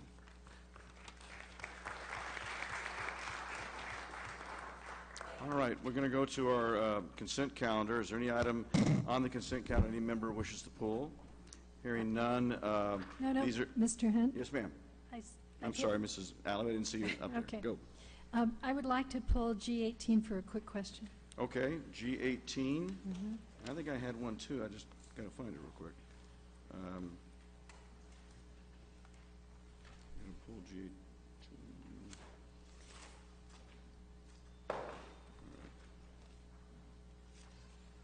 Oh, G17. Hang on a second. I'd like to pull G17 for a question. So other than those two, to have a motion for the rest of the agenda, Section G, other than 8 and 17. I'll move approval. Thank you, Mrs. Locke Dawson. I have a second from Dr. Farouk. All in favor, or just vote your, right, that carries. G8, Mrs. Allaby, please state your No, question. G18, so go G18, ahead. I apologize. You can do the 17 first. All right, I'll do 17 first. This is the recommendation that would be for you, Dr. Hanson? Darrell Hanson. So, Darrell, tell us where we are with CIF and in what cycle, as far as leagues and all that. Just update the board. It's been a concern about travel and Sure. and playing some of, we'd like to play, as you and I have talked about, and that you've addressed with the board in the past, some of our neighbors, like La Sierra. So we are right in the middle of the current cycle we're in, which puts our 5 high schools in the 3 different leagues. Next year starts the process, the first part of the process of the the gathering of the each school and district representatives to start identifying their wishes, to start the vote process that will go into effect 2 years later. Okay. So from the current, what we're in, we're kind of sitting right in the middle of right now. And I mean, help the board understand a little bit. You told me, but there's a first vote, but then that doesn't always carry, and So there's 89 representatives in what's called the Citrus Belt Area Athletic Directors Association. It's 89 schools. And every school is allowed to submit a proposal, and then every league can submit a league proposal. Those proposals are all gathered up, and we're given about 3 months to review them to see an idea of where people feel we should fall as far as league play. And then everybody's brought together for a first meeting where you can present why you feel a proposal should be submitted and voted upon. And ultimately, then everybody will come together and voting starts. You get, say there's 25 proposals. They'll vote, and basically it starts with usually the bottom 2 to 3, 4, it matters how many proposals that are not voted upon and are dropped. And that process continues and just continues till you whittle that stack down to one proposal. And then that is the proposal that all the schools are asked to follow and be part of. Dr. Hanson? Yes, and this particular item, G17, is on page 570, and it shows the people in the district who can participate in that, make that vote for each of the high schools. As the superintendent, my name is there. Mr. Antonio Garcia, assistant superintendent, is there, as well as Mr. Gerald Hansen. And so those are the 3 people representing our school district. And that's what we're taking action on this evening, is to approve those 3 individuals to represent us in the meeting that Mr. Hansen just described. Correct. And Dr. Hansen, Mr. Hansen, will you do us the pleasure of coming back and reporting to us before those meetings of sort of what your proposals will be, so we have some understanding? Absolutely, and we're willing to take any input on what the desire is before we start to put our plans together. Then we'll wait till we hear G18, then we'll move from there. Can we, Mrs. Alavi? Thank you. G18 is obviously 5 wonderful courses, new courses, which they all sound wonderful. And no matter how many times I read this, I could not figure out what MUN stands for. Model United Nations. Thank you. And what I was interested in is which schools were going to be getting these courses. And I wondered if in the future, by the way, if we could maybe put what schools were going to be getting Certainly, these courses that we approve we make available to all high schools. Right, Certainly, but I assume they come some come from schools. The Model UN classes are coming from King High School. Okay. The course changes that were coming, are part of the media art stuff, were coming from Arlington High School, and I would have to look on the financial algebra. I believe that is coming from our Teresa Butler, our math specialist, making for another option for seniors is to complete their math requirements. That's great. And my question is that going to be actually given this coming year, the financial algebra class? That is what we're trying to move forward to. Okay, good. To make it available. All right, those are my simple questions. Thank you. Good. And game design will be where? Arlington, well, that changes at Arlington High School, but it's at a couple different classes. Very good. Very good. Mrs. Alavi, will you propose to move I will items move G17, 18? I will move for item G18. And I'll amend your motion by moving for item G17. I'll second. Thank you. We have a second. And, all right. Okay. Thank you. That is approved. We'll move on to item H1, which is traffic mitigation measures. I'm going to ask the staff to first give the report. Board, if you may ask, of course, just let me know if you want to talk to them, but we'll then hear from our community. There's several people that would like to speak on this. About 4 cards, and then we'll go from there. So first, we have Dr. Lewis and Ms. Calhoun. Welcome. Mr. Hunt, Dr. Hansen, members of the board, it's our pleasure to present this item to you. It really is a 2-part presentation. The first part will be a presentation of the mitigation strategies that were discussed put together with the community and eventually implemented. And finally, we'll be discussing a busing survey that was conducted, and a recommendation will follow. Finally, I'll present a staff recommendation at the very conclusion. Thank you.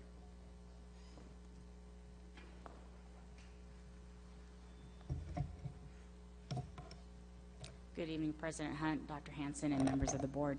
Thank you for allowing us to have this opportunity today to bring to you a report on the traffic mitigation measures that we have taken place and implemented at Riverside STEM Academy. This issue has been discussed and brought forward to us through community members. And so one of the things we've done is tried to have as many meetings as we could with our community members to listen to their concerns and then take forward recommendations and move forward with some implementation plans. So the community meetings were held, as you can see, June 29th, July 9th, August 20th, and September 10th. These meetings took place both at Riverside STEM Academy as well as with the University Neighborhood Association at their, I believe they met at a church. We met at a church and had those meetings there. We also had district planning meetings with the city traffic engineer, Riverside Police, the traffic commander, and then of course district staff and STEM teachers and STEM staff on those dates that you can see there. And we held a core resident meeting in August, and that was held at the school site. Communication with key residents has also been ongoing. We exchanged some emails in February to give them an update on where we were with our mitigation plan. And then also we met just recently, I think May 27th, we met with a couple of community members. I believe they're here to speak tonight. And so we met with them and updated them. We shared this plan with them as well. So we've did our best to gather the input from the community and discuss it, and we've put forward some strategies and plans. So this slide will show you things that we've completed at Riverside STEM Academy, as well as things that are under consideration and things that we have in the planning. So you can see the parking lot was one of our biggest planning and what we implemented last summer. We expanded the parking lot as well as the traffic flow, the pattern there, the drop-off loop, if you will, in the parking lot. We added additional spaces there. The city provided signs, and you can see those as you drive down Watkins from UCR to direct traffic through the neighborhood to get some of the cars off of Watkins. And then we did a survey, and you'll see some results of that survey in a few slides. What's under consideration, we're continuing to talk about staggering start times. Right now there's 10 minutes difference between start times. And the end of the day, we have a difference of about 10 minutes, but there's also multiple clubs after school, so students are leaving at different times after school. We've also provided incentives to parents for having their children walk from a location outside of being dropped off right there at the school site. And we've also investigated some bus options, which again will be presented at the end. We're also planning now, we're doing the next 2 portables at the Riverside STEM Academy, and part of that is including an ADA ramp that we have to provide for our students, and that will include widening the driveway at the parking lot there, so that will help the cars in and out of the parking lot. And then we have support from RPD with traffic enforcement on occasion. As they do at any of our school sites, they show up and provide some enforcement there. So these slides will just show you a little bit of the school site improvements. I talked about the parking lot already, so you can see what we did there. These are the signs that the city installed to provide some alternate routes into the STEM Academy through the neighborhood rather than all coming down Watkins. I think they've worked very positively. I know I see them, and I see parents coming through that way. We're also working on enforcing the right-hand turn out of the parking lot to go back through that same way. I don't know how effective that's been in the afternoons, but we are working on that. I was just going to ask if they actually did a count. Have they done any kind of traffic count? We haven't done any actual counts, but that's a good suggestion to do. The other improvement that the city made was they provided a drop-off loading unloading zone there, as you can see on the map. So parents can actually pull into that loading zone and students can get out of the car. They did install a crosswalk there so students can safely cross the street and then walk up to STEM from there. So as I discussed, we did do a survey, and this survey was really intended to gather information from the parents on interest in busing. We wanted to determine the ridership that we might have if we were to implement any kind of busing options. And so we asked several questions. We had a total of 264 surveys that were completed, and we... Out of how many? I'm sorry to interrupt you, Ms. Cowan. 264 were completed. But out of how many parents eligible? There's 500 students or so right now at that's a STEM, good- so that's a about a good little result. over half, yeah. Okay. Yeah. And so we wanted to first find out how parents were getting to STEM, which way they were coming from down Watkins, because that's where the bottleneck tends to happen. As you can see, the highest traveled route is from the 60 freeway down Watkins to Mount Vernon. I asked about parents if they participate in carpools. So we had 28% of the parents that do participate in carpools, and another 11% transport at least more than one student to the site. 54% of the parents surveyed were interested in a bus service. And one of the suggestions that we had made through our community gathering of data and input was to have a shuttle service, if you will. So we asked specifically on the survey if parents would be interested in a shuttle service, and that's that question when asked about having their child picked up at an off-site location. And we said, for example, at Goodwin's, because that was one of the suggested places by the community. 71% of the parents said no. And we also allowed an open-ended conversation at the end of the survey, or input, I should say, not conversation, where they could type in. And some of the input we got back from parents was that if we're going to have our children ride a bus, then we want the bus to come near our homes and our neighborhoods, rather than if I have to get in the car and drive them somewhere, I'm not going to drive them within a mile or so of the STEM Academy to have them bussed over. So those were some of the responses we got in that. And then we also asked about paying a fee, because our current board policy is that secondary students do pay a fee. We don't offer secondary busing, and we had 40% of the parents responded yes. So this just talks about a couple of the options that were presented in the survey. Again, we asked about the shuttle service, and as I stated already, we had resoundingly 71% of the parents said no, they would not participate in the shuttle service. But we also asked about providing bus service to students following the current board policy. And so if we utilized RUSD as the boundary, since STEM is a choice program, what that would look like based on our own policy. And, you know, of course, there's obviously some support for that. There was about 54% of our parents said they would support that. So, but let me show you how that might look.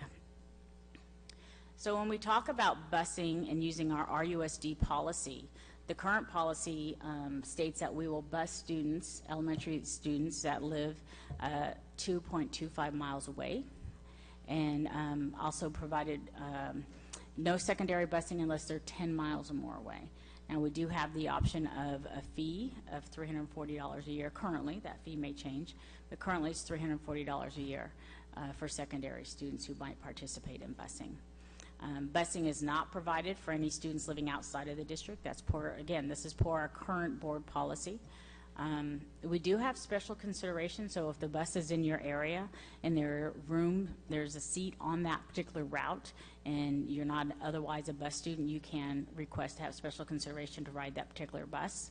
And then in order to maintain a bus route, we must have at least 5% ridership, which is based on current enrollment. So at least 5% of the current enrolled number of students must be participating in the bus service. So here are the costs that we can associate with busing if we were to provide options. So 5th and 6th graders, it would run 3 buses at 181 days a year at that cost, and about a cost of $177. Now this is all of these costs are considering of maximum participation. So currently, using STEM's current enrollment, we would have a total of 154 students in 5th and 6th grade that might be eligible for busing. So we're assuming all of these students will participate, which we know probably is not going to happen, but we have only 154 students available right now. Secondary students, again, it'd be 1 bus to accommodate the number of students, which currently secondary students we have, there's 44 students that might be eligible for busing. Wednesdays we'd have to have an additional route because there's about an hour difference between when the primary students or 5th and 6th grade versus the secondary students get out because of the shortened day. So So there'd be an additional route on Wednesdays. And then again, looking at that $340 a year that we can ask for parents who might participate in secondary busing, we may be able to generate about $14,000 a year. And so the total, less that $14,000, again, assuming full participation, about $300,000 you can see there.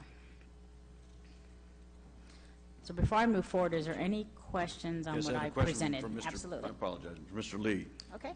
Why would we assume that every school or every student is going to take the bus? in our We cost don't estimate? assume that. Why do we do it that way then? Well, because we had to determine some kind of cost to provide back to the board in terms of what it might cost for busing. So I just took the number of students that are eligible for busing to determine how many buses we might need. So that cost would go up or down, well, go down if there's fewer students. Yeah, I But think- we're just assuming the max amount would participate. No, I mean, I guess I can understand that, but even worst case scenario, we know that's not going to happen. If we survey the parents and we know how many are even 54%. think about it, that should be the worst case scenario. I think it doesn't really present a very accurate cost to what the budget would take if Okay. this number. So if we could I get that Sure. based on the projection, please? Thanks. Sure. Thank you, Mr. Based on Lee. the It's a survey. good Mhm. Question, any other? Okay, so I'm going to, go ahead, Dr. Lewis, if you're going to add. So the final slide, we wanted to bring our evaluation of the pros and cons for providing the type of busing that Mrs. Calhoun mentioned. And so I'm not going to go through all these, but I'll mention that for the pros, reduction in the number of cars in the parking lot and on the streets around RSA. To what degree is unknown. It does remove barrier for some families that may have transportation issues. On the cons, I want to highlight the last two is that the existing parking lot does not have a space for a dedicated bus loop separate from student pickup and drop-off lanes, so we could potentially realize some conflicts between buses and parents attempting to drop off or pick up their students. And the bus ride in our anticipated drop-off and pickup locations would be as much as 45 minutes or more. I do want to circle back, and you'll see in the purple at the bottom left that implementing the existing measures that we have that was presented to you earlier has resulted in decreased traffic congestion, meaning that the stacking that occurs on streets for cars trying to enter the parking lot at dismissal was as great as 35 minutes without the introduction of the mitigation measures. After they were fully implemented, we've seen that congestion or that stacking actually is eliminated after 15 to 20 minutes after the dismissal of school. So finally, and really the bottom line is there's no guarantee of actual ridership or participation in busing. And there are potential conflicts with buses and parent vehicles, which may be an unintended consequence. So staff was not recommending implementation of this busing option for the STEM Academy. If you have any other questions, I'll be happy to answer those. Thank you, Dr. Lewis. We're going to hear from members of our audience that have asked to speak on this matter first. If some of you here, you might be hearing an echo or something, that's because tonight we have, and we'll have from now on, Spanish translation going on at this very moment for our Spanish-speaking audience. So, Mr. Shavers, Herb Shavers, here to talk on STEM traffic, item H1. Mr. Shavers. Welcome, sir. You have 3 minutes. Yes, sir. Thank you. Well, pull the mic up just a little bit, Mr. Shavers. Not the greatest audio system there is, but so. All right. I There we go. appreciate that. Thank you, sir. In short, I'm just one of those community-based members who lives straight across the street from STEM High School. Personally, I want to confirm that I support the STEM concept. In fact, my great niece is graduating from Texas University because of a program similar to STEM in Texas, so I believe in the program. As with most of us, the complaint is not in my backyard. I'm going to interrupt just 1 second, stop the clock. Dr. Lewis, can you see if we can get I wanted to have that aerial up for the board, if any member wants to point where they are, if that's possible, or Haley, I think it was your third slide, had the routes. Maybe go back one. Pardon me for interrupting you, sir. But if you do want to point that, maybe that helps me a little bit. No, well, that's yeah. Well, good idea. Implementation is a little tough. Go ahead, sir. I apologize. Thank you. Ms. Shavers. And I also want to acknowledge that Dr. Lewis and Principal Moore have been great to interact with. They've held themselves in the midst of adversity extremely well, and their professionalism and their personalism is greatly appreciated. They've done amazing at that. The neighborhood, we found ourselves, much since STEM is a scientific school, let's go with the only thing I remember from science class, and that's the frog in the water. 105 students arrived in what was a sleepy neighborhood that was visited by a few buses a couple of times a day. 105 students arrived, not a big deal with cars. Next year, 105 arrived, and it gradually culminated into we found that we were a bunch of frogs who were been cooked. And now our sleepy neighborhood is transformed from a few buses visiting our neighborhood to now somewhere between 400 to 500 cars who gradually come in at around 1:30, depending upon the day. But there's just a few cars, they start coming in around 1:30, and they start lining up our streets. And then all of a sudden there's this, like a volcano, there's the build-up until the first class is released, and then there's the release. And then the parking lot goes from a jammed parking lot into a massive sea of cars, hundreds of cars going out of what was a sleepy neighborhood. What I found is just looking at over the history of the last several years is the number when the high school students were added on, that's where we went from 440 or 420, whatever the number is, up into even more. So I propose that one way to mitigate the traffic is to lessen the hundreds of cars that are coming in by limiting. I understand there's some progress of moving the high schoolers off. The concern there, if the high schoolers are moved off, the superintendent mentioned that gives us opportunity to bring in more of the lower grades, which we're still back to hundreds of cars. And that's my objection, is to a quiet little neighborhood. I interrupted you, Mr. Shavers. You want to go continue, that's okay. If you have anything else to say. I just say, just practicality, so the tipping point tends to be about 420 students. The drop-off is, unfortunately, it's in the morning. That's the only time parents can use that. It's vastly underutilized, but the morning is not as bad because it's spread out. It is the afternoon where we feel the crunch. I come home for lunch, and God help me if I come home too late and leave too late. And I just want to be able to enjoy my quiet neighborhood. Thank you, Ms. Shavers. Appreciate your input. I know the board does. We also hear from Ms. Suzette Shavers.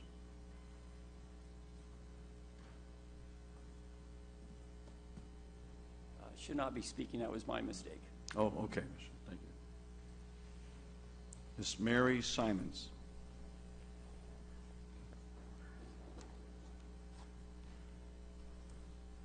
Ms. Simons, I believe you live in the same neighborhood. Yes, I do. I live right directly next to the STEM Academy and next to the parking lot. Pull the mic down just a little bit. There you go. I'd like to thank you all for letting us come and talk. Thank you very much. I'd also like to especially thank Dr. Lewis for his communicating with us and working with us. And Kevin Hauser, I don't know if you're in here anywhere, but Kevin has worked with us too. He's we got approval to put trees across the parking lot between my house and the school, so thank you very much. Just for clarification, you live where the Arroyo is? Yes, right across the Arroyo, yes. Thank you, ma'am. Exactly. So I think probably my house is the most impacted by what has been going on. And while I'm appreciative of the survey and the plans, I still have some deep thoughts. I want to ask you, as you consider this mitigation report, that my major concern is my house value. I don't think anyone in their right mind would buy it right now. And as you know, a good school is a good driver of a house value. If you live in the Poly District or MLK, you know that the reason you go there is because of school. So I would like to ask all of you to consider that if anyone is living in my neighborhood, they get a guaranteed spot at this STEM school. Why don't we encourage people to move here instead of having them all moving away? There are houses on the market. In my neighborhood, signs are going up all the time because the traffic is just horrible. And it's not getting better. I know that you guys feel like it's getting better, but it really isn't. If you're in my front yard, you'll see a different perspective than if you're over there looking at it. Forgive me, I'm not used to doing this. I want you guys to realize, you heard from, what we're contending with, 400 cars on the streets. It's a 2-lane little street that used to have, we now have 4 lanes of traffic going in and out of it. The cars line up 45 minutes before pickup, and they leave their engines running, and all of that pollution is now really bad in the neighborhood, and it all comes right up into my yard because it's kind of like the Greek theater down there. So everything comes right up into my yard, the noise and the pollution and everything.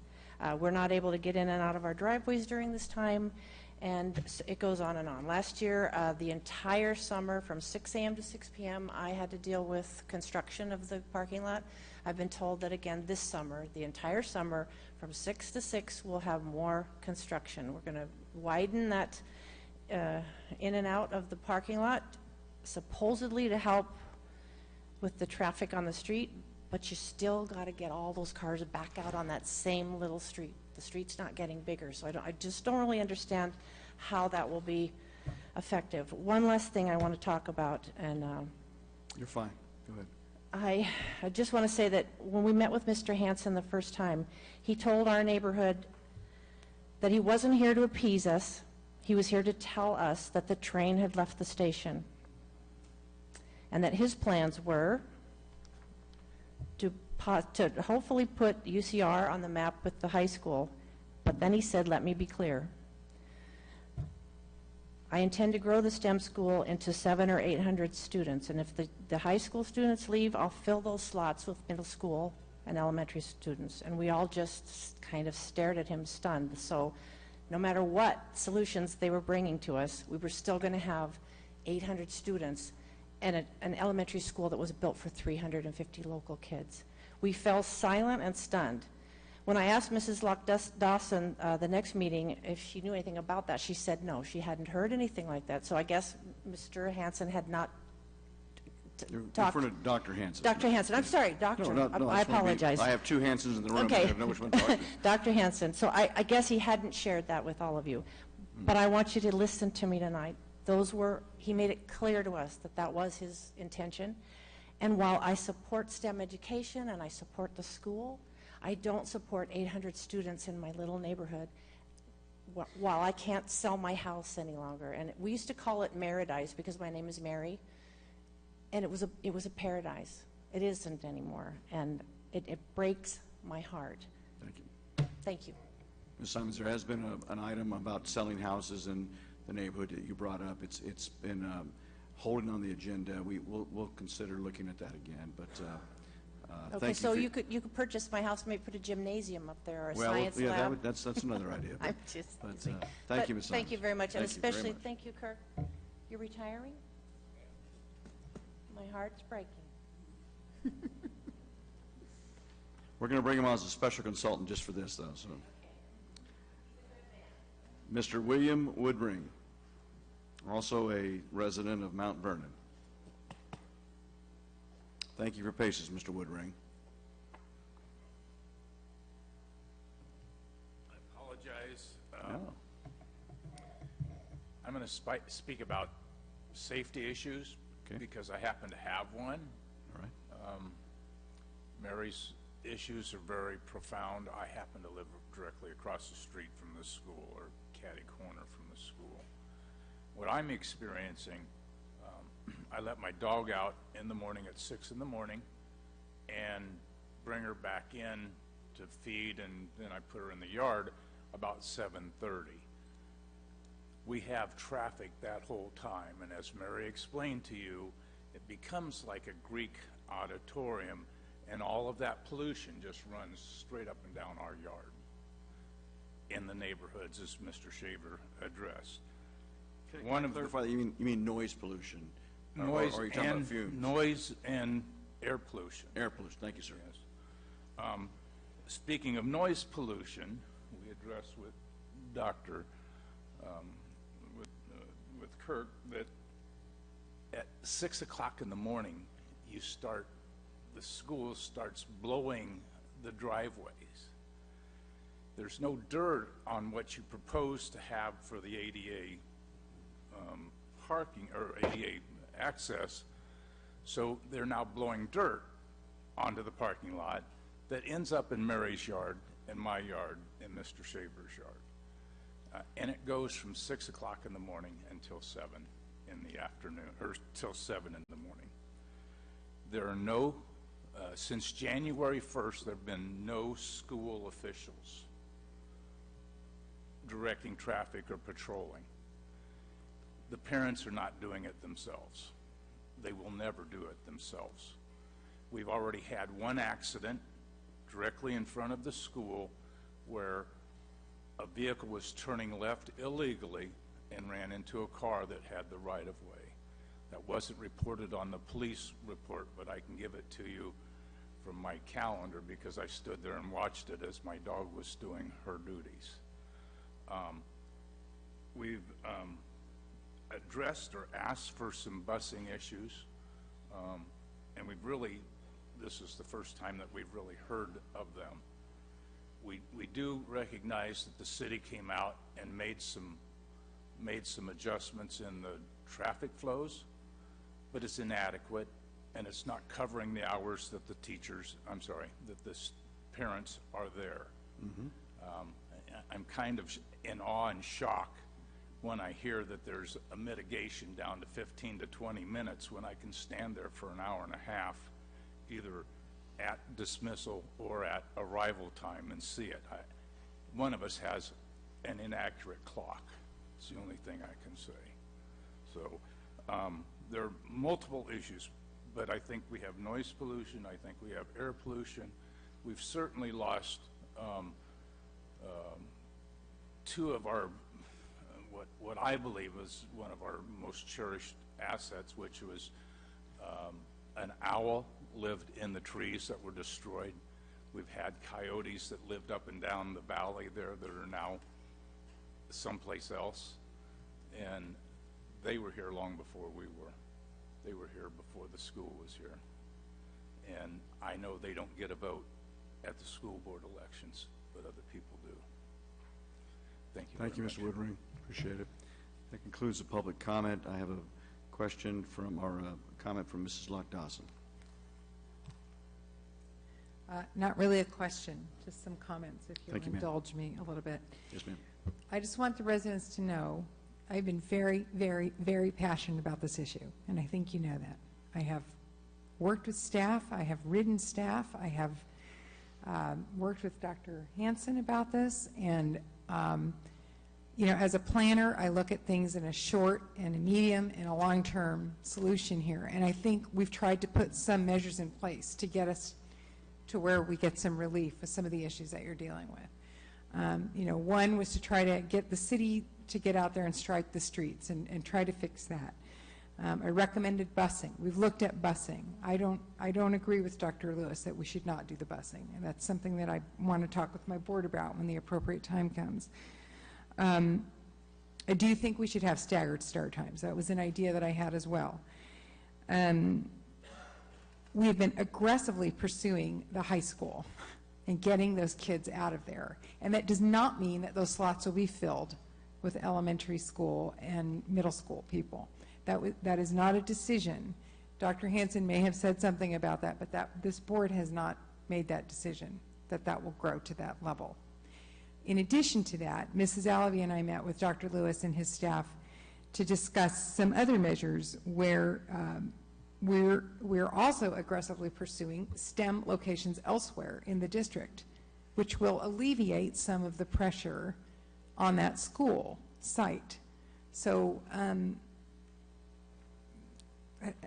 just trying to articulate. There have been a lot of things going on, and I apologize if it hasn't been quick enough for you. It hasn't been, but we are dealing with a very large situation that we are trying to be very responsive to. So I just want you to know it's not falling on deaf ears, obviously. And I asked Dr. Lewis to speak with you and go out to the neighbors. I didn't believe that had been communicated to you, but many, many things are in play here, and they're moving forward. So I just want to reassure you we are trying. Mr. Lee, thank you, Ms. Lockdawson. Mr. Lee. Before I go to that, Ms. Lee, I'm going to, just because school's in the morning and it happens to be your area, so if the Ramona, thank you, Ramona Cluster, for being here. Thank you for your work. Jamie, I have a quick note for you if you just come get that. But you are excused. Say hello to the children early in the morning.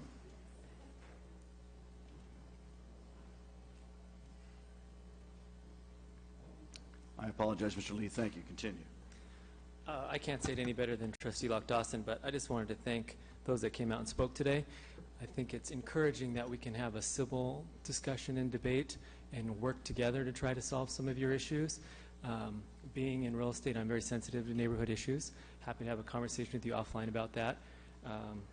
But I think there's positive things in that respect on there, maybe not in the short term, but long term in terms of values, and I'm happy to talk to you about that. But also wanted to talk or thank staff and Haley and Kirk, and I see Principal Moores here, and Alvey and Lockdawson for taking the lead and working with the neighborhood, because I think they have taken a lot of steps and really tried to try to answer some of the questions that you've had, and I'm sure that we will, as a board and as a staff, continue to work with you to try to mitigate some of the issues. I think this is one of the good problems that we can have is the school district, where we have a product that is in such high demand and a neighborhood that is willing to work with us to try to solve this new issue, even though it's an old school, to try to make things work. So I just wanted to thank you guys for coming in and for working with us through this. Before I call on Mrs. Lockdawson, I just want to say that, yes, that I know Ms. Simons and others that you bought a home next to a school. I think it was there probably, but you didn't count on it being that big. But from our side of it, it is a program that if it was a stock, you'd want to buy it. We have a waiting list. How many, Mr. Walker, on our waiting list for 200? And because today's careers very much involve STEM and STEAM too, art. And you heard just some of the things that we've adopted tonight, game design, things like that. So it is as Mr.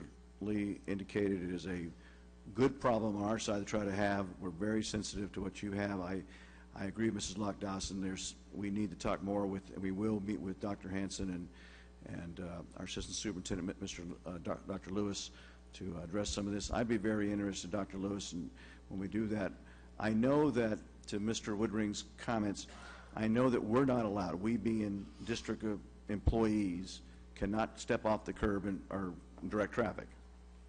Can't even step off the road, the sidewalk. They have to stay behind the right-of-way.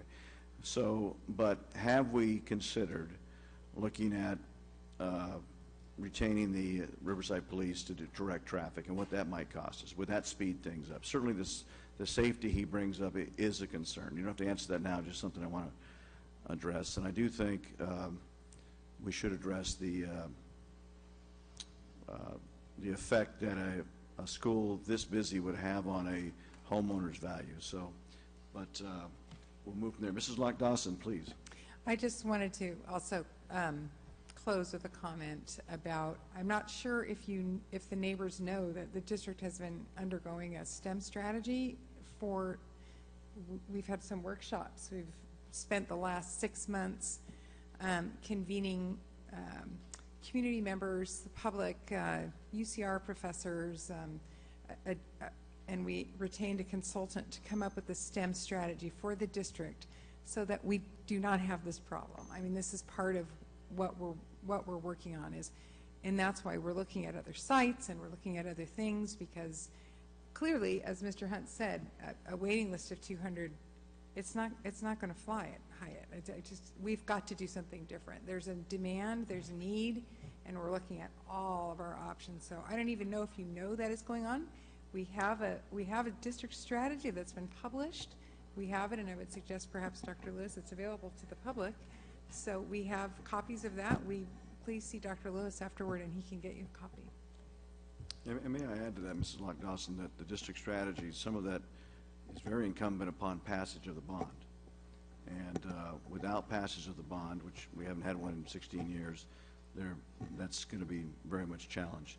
So with that, seeing no more comments, we're going to take a short recess, and what I'm going to do, unless there's objection, I'm going to move up because we have consultants here that we pay to be here. I'm going to move J3 up to the next item, and then we'll go back to the regular schedule if we may. So 5-minute break, and thank you again to the neighbors that came out.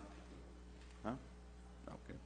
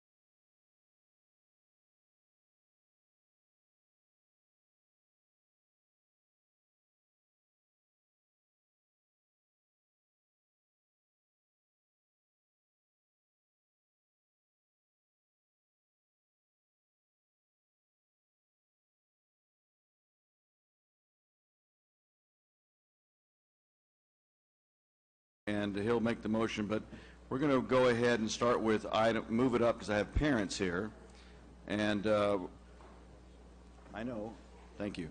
Item, Dr. Farouk, if you would, I think your proposal backstage was to move items I-5 and I-6 up first, and which apply then to action items J1 and J2. Yes, President Hunt, I'd like to motion that we move up I-5 and I-6 as well as J3. J1, 2, and 3. 1, 2, and 3, Right. with the special education going Thank first. you. Thank you. And thank you, Dr. Farouk. I'm sorry I didn't catch that before. So we will open the public hearing. Oh, I'm sorry. It's a good idea. It would be good to have a motion on. A second, do it. All in favor, or all, please vote.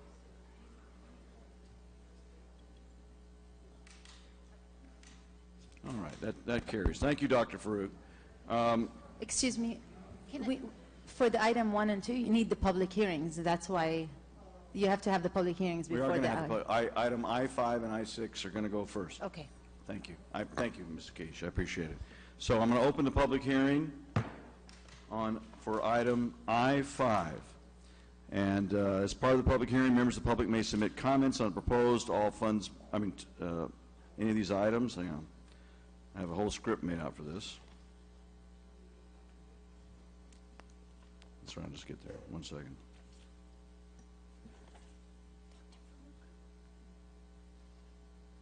We will now convene a public hearing on the 2016-2017 proposed special education annual budget plan to be considered for adoption.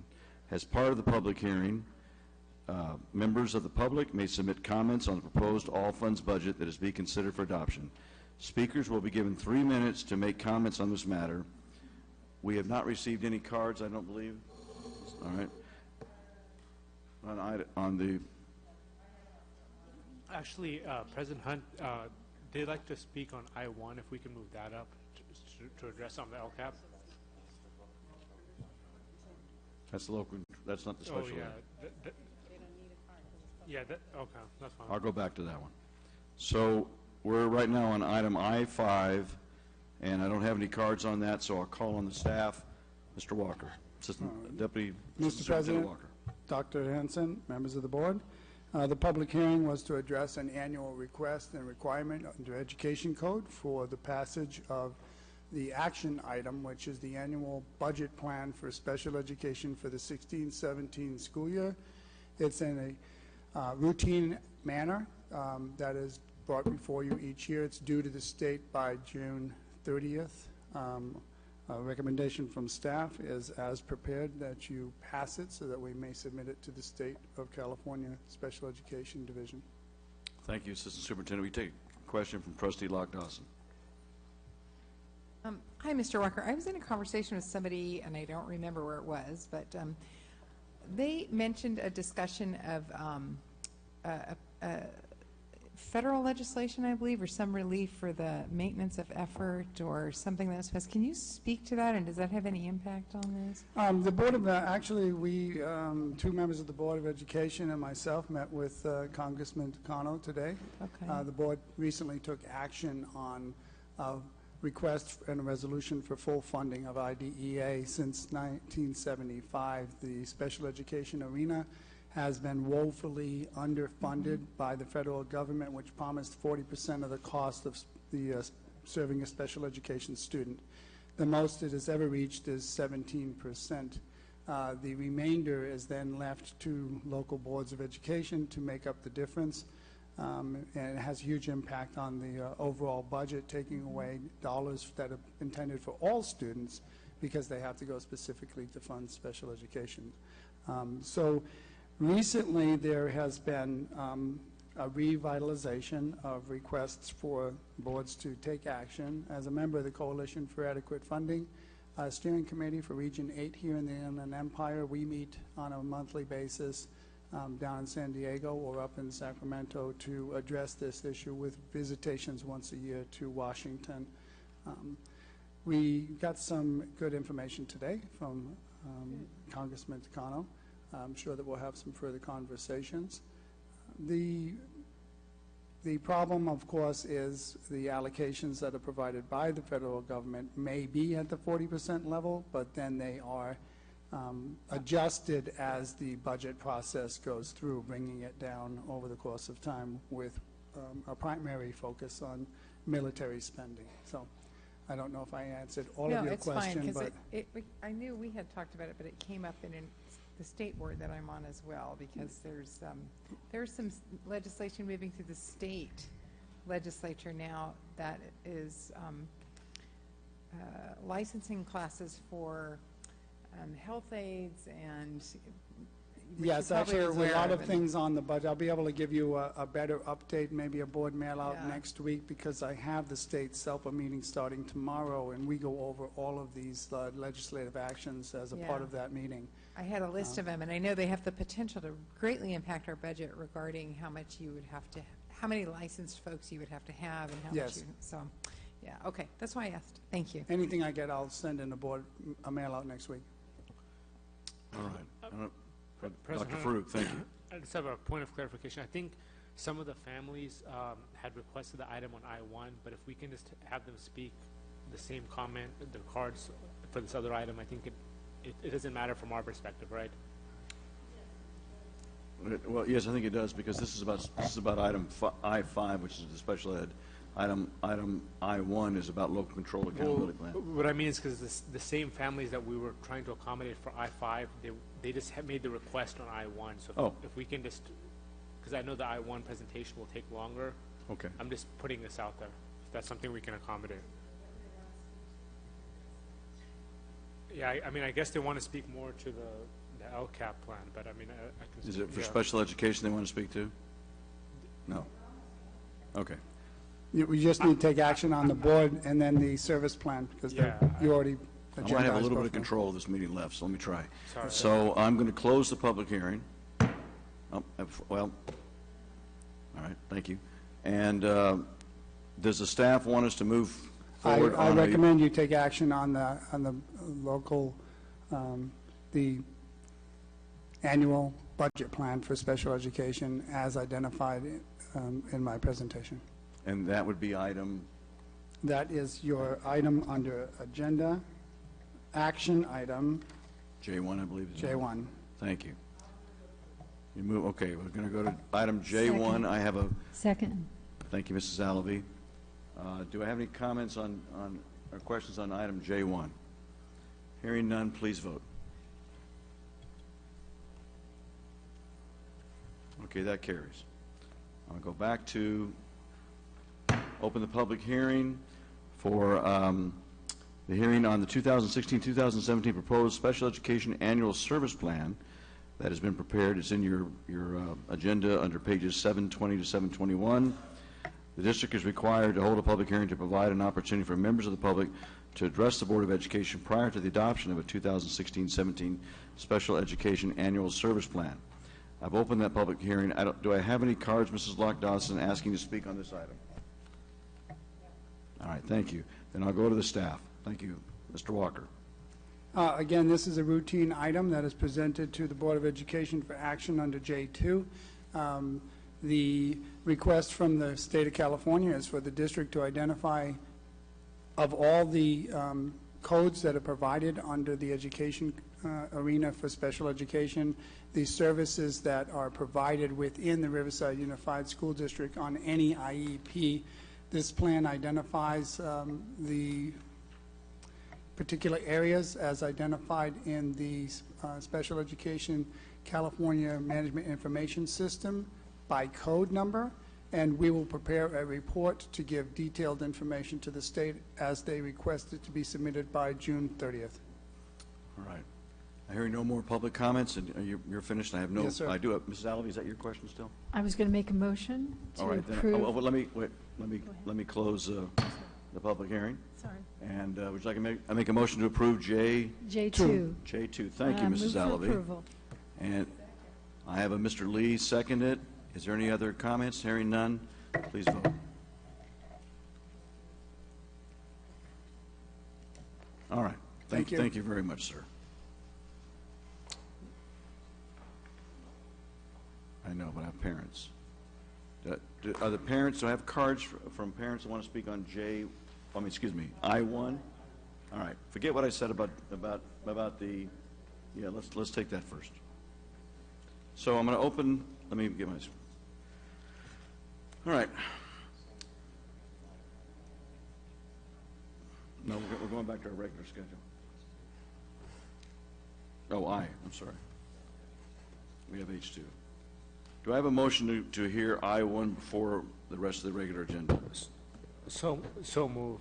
Thank you, Dr. Farouk. Do I have a second? Second. Thank you. Please vote.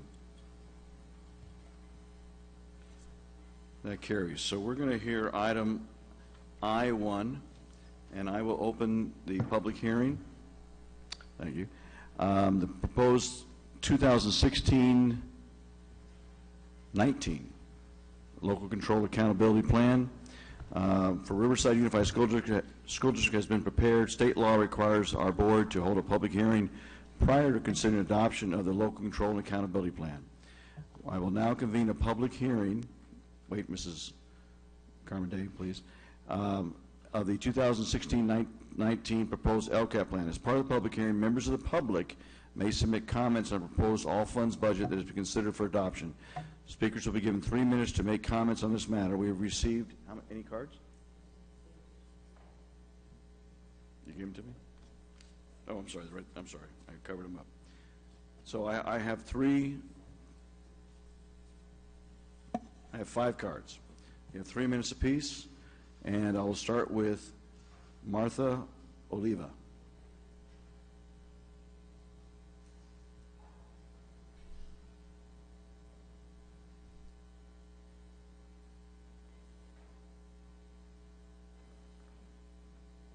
Welcome back, Mrs. Oliva.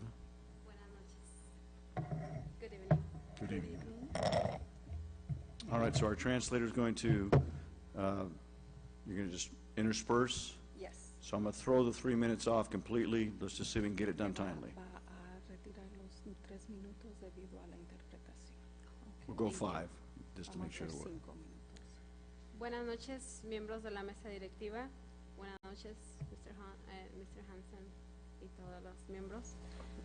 Good evening, President of the Board, Mr. Hunt, Mr. Hansen, and boards of the members of the board. If the translator could pull the mic a little bit closer to herself, I think some of us might understand Spanish, some of us don't. So I'm going to have you either that or you play like the Supremes and go back and forth on the mic. So whatever you want. Mi nombre es Marta Oliva, tengo 2 hijos dentro del distrito escolar de Riverside. Y hoy vengo a contarles un poquito del gran impacto positivo que ha generado en mí y en mi familia el Centro Familiar de Recursos.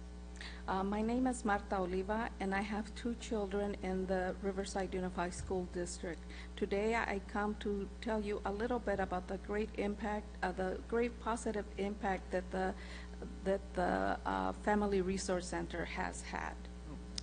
Ahí he aprendido de temas diversos y muchos de ellos relacionados directamente con el bienestar familiar, personal, de salud y mayormente de educación. There I have learned different themes, and a lot of them are related directly to the welfare of family welfare, personal and health welfare, and especially about education. Ahora sé acerca de los requisitos necesarios para que mis hijos puedan asistir a la universidad y cómo ayudarlos y monitorear sus progresos. Now I know what my children will need to go to the university and be able to support them and guide their progress. En el Centro Familiar de Recursos he tomado talleres de entrenamiento de liderazgo escolar con el propósito de alcanzar a más padres con las mismas necesidades que yo he tenido. In the Family Resource Center, I have taken leadership workshops in the schools with the purpose of being able to reach other parents with the same needs as I. Todo esto con el fin de impactar positivamente, siendo modelo para mis hijos y que sean personas de bien que aporten a nuestra comunidad. All this is to have a positive impact to my children and be able to and be able to be a model for my children, and so they can become citizens, good citizens in our community. Sin duda, este centro es un excelente punto de encuentro para orientar a diversas necesidades como de salud, vivienda y sobre todo excelencia en la educación. Without a doubt, this is an excellent starting point of meeting with other parents to deal with the diverse needs of that our community have, like health, living spaces, and of course the excellent education. Hoy pido que se siga apoyando al centro y se aumente el presupuesto para que más familias se vean beneficiadas. Today I'm asking that the center to be supported and that their budget be increased so they can support more and benefit more families. Gracias a todo el personal que trabaja de una manera muy responsable y comprometida, y así podremos lograr juntos una sociedad próspera, organizada y bien educada. Thank you to all the personnel that works very hard and very responsible, and this way we can achieve a better society that is more organized and better educated. Gracias a Dr. Holmes, Gabriela, Susana, Josefa y Raiza, que siempre ponen todo el esfuerzo. Thank you to Dr. Holmes, Gabriela, Susana, Josefa, and Raiza, who always give their best. And thank you for letting me speak today. Thank you. My English is not really good, but I'm going to try to just thank you, and please support the Family Resource Center. It's very important for us as a community, and we're working together. I just have 30 seconds. I want to show you this. You have plenty of time. This is my recognition for my, how do you say, the participation on this and the Family Resource Center. I really love that place, so please support the Family Resource Center. Ms. Olivia, your comments are always heart-touched by the board. We appreciate very much you coming forward. Thank you. Thank you, Ms. Olivia. Everybody. All right. Our second speaker is, yes, Edgar Barrera. Mr. Barrera, I hope I got that pretty close to your name.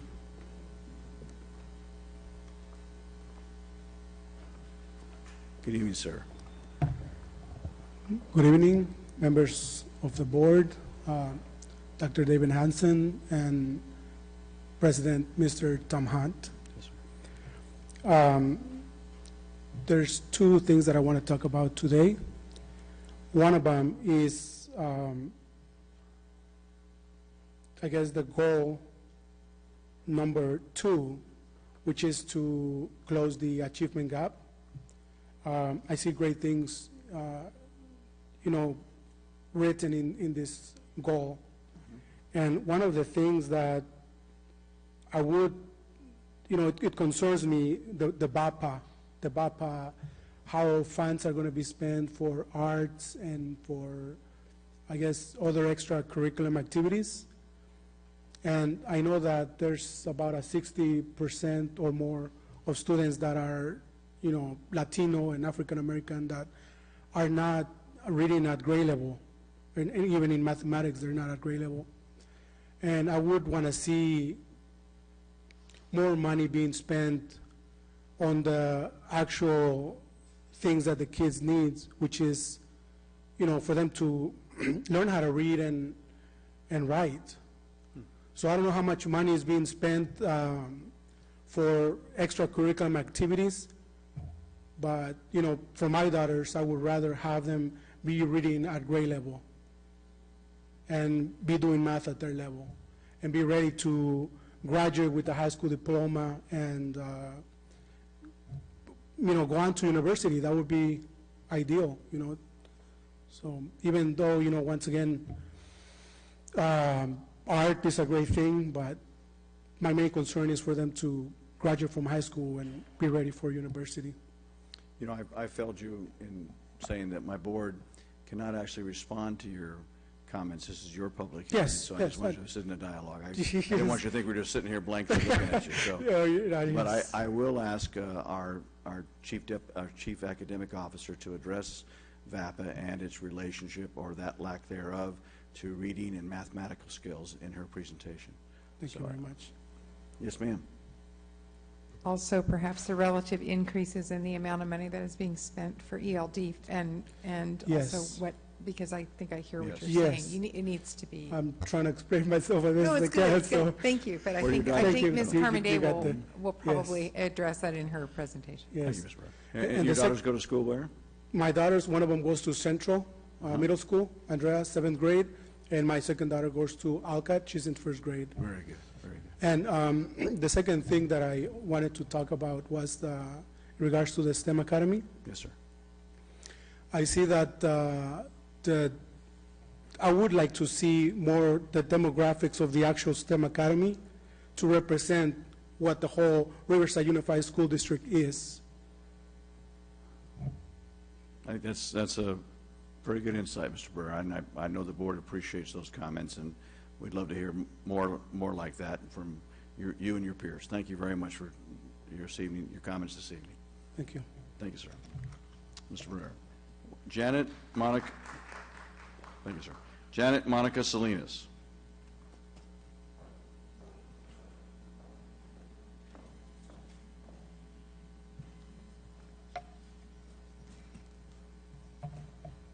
Buenas noches, miembros de la mesa directiva y a todos aquí presentes. Good evening, members of the board and everyone present. Mi nombre es Janet Salinas. Tengo 2 hijos en el Distrito Unificado de Riverside. My name is Janet Salinas, and I have 2 children in the Riverside Unified School District. En general, llevo 3 años en el programa de DILAT, pero sé que no es el único espacio para integrar a familias hispanohablantes.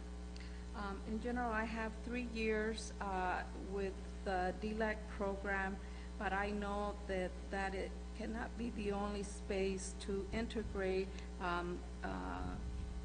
Spanish-speaking families. Y por muchos años lo han hecho así, pero con el Centro de Recursos de Familia hemos trabajado juntos. But that has happened for many years, but with the Family Resource Center, we have been working together. Y me siento más afortunada para saber cómo ayudar a mis hijos para que tengan más herramientas de cómo llegar a la universidad. And I feel very fortunate that I have more tools to help my children go to college.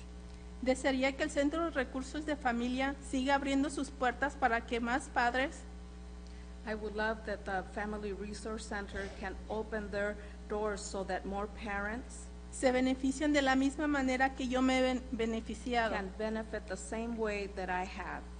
¿Cómo asesorarme en pedir servicios académicos? They have helped me to find academic resources, En desarrollo de liderazgo leadership development, y cómo poder integrar a otros padres para que estén informados así como yo. and how to help other parents to be as informed as I am. Por otra parte, tengo alguna inquietud de cómo pueden eliminar los salones combinados. And another question is that I would like to know how to eliminate the combination classrooms. Este año mi hija tuvo la desafortunada dicha de asistir a un salón de 4º y 5º grado. This year, my daughter had the unfortunate luck to be part of a combination classroom.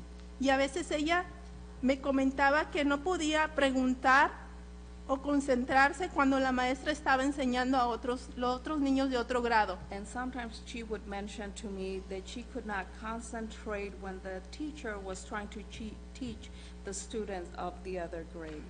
Mi preocupación como mía, tanto como de otros padres, es que tanto le afectaría para un futuro de poder ir a asistir a la universidad asistiendo a un salón así.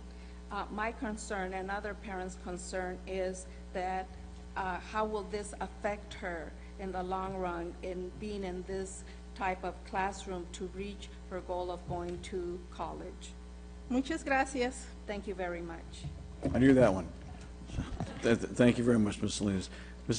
Carmen Day, I would hope that your comments in the presentation, you'll address some of that combination question. Thank you very much. All right, our next speaker, thank you, Ms. Salinas, is Lucia Gaitan. Gaitan.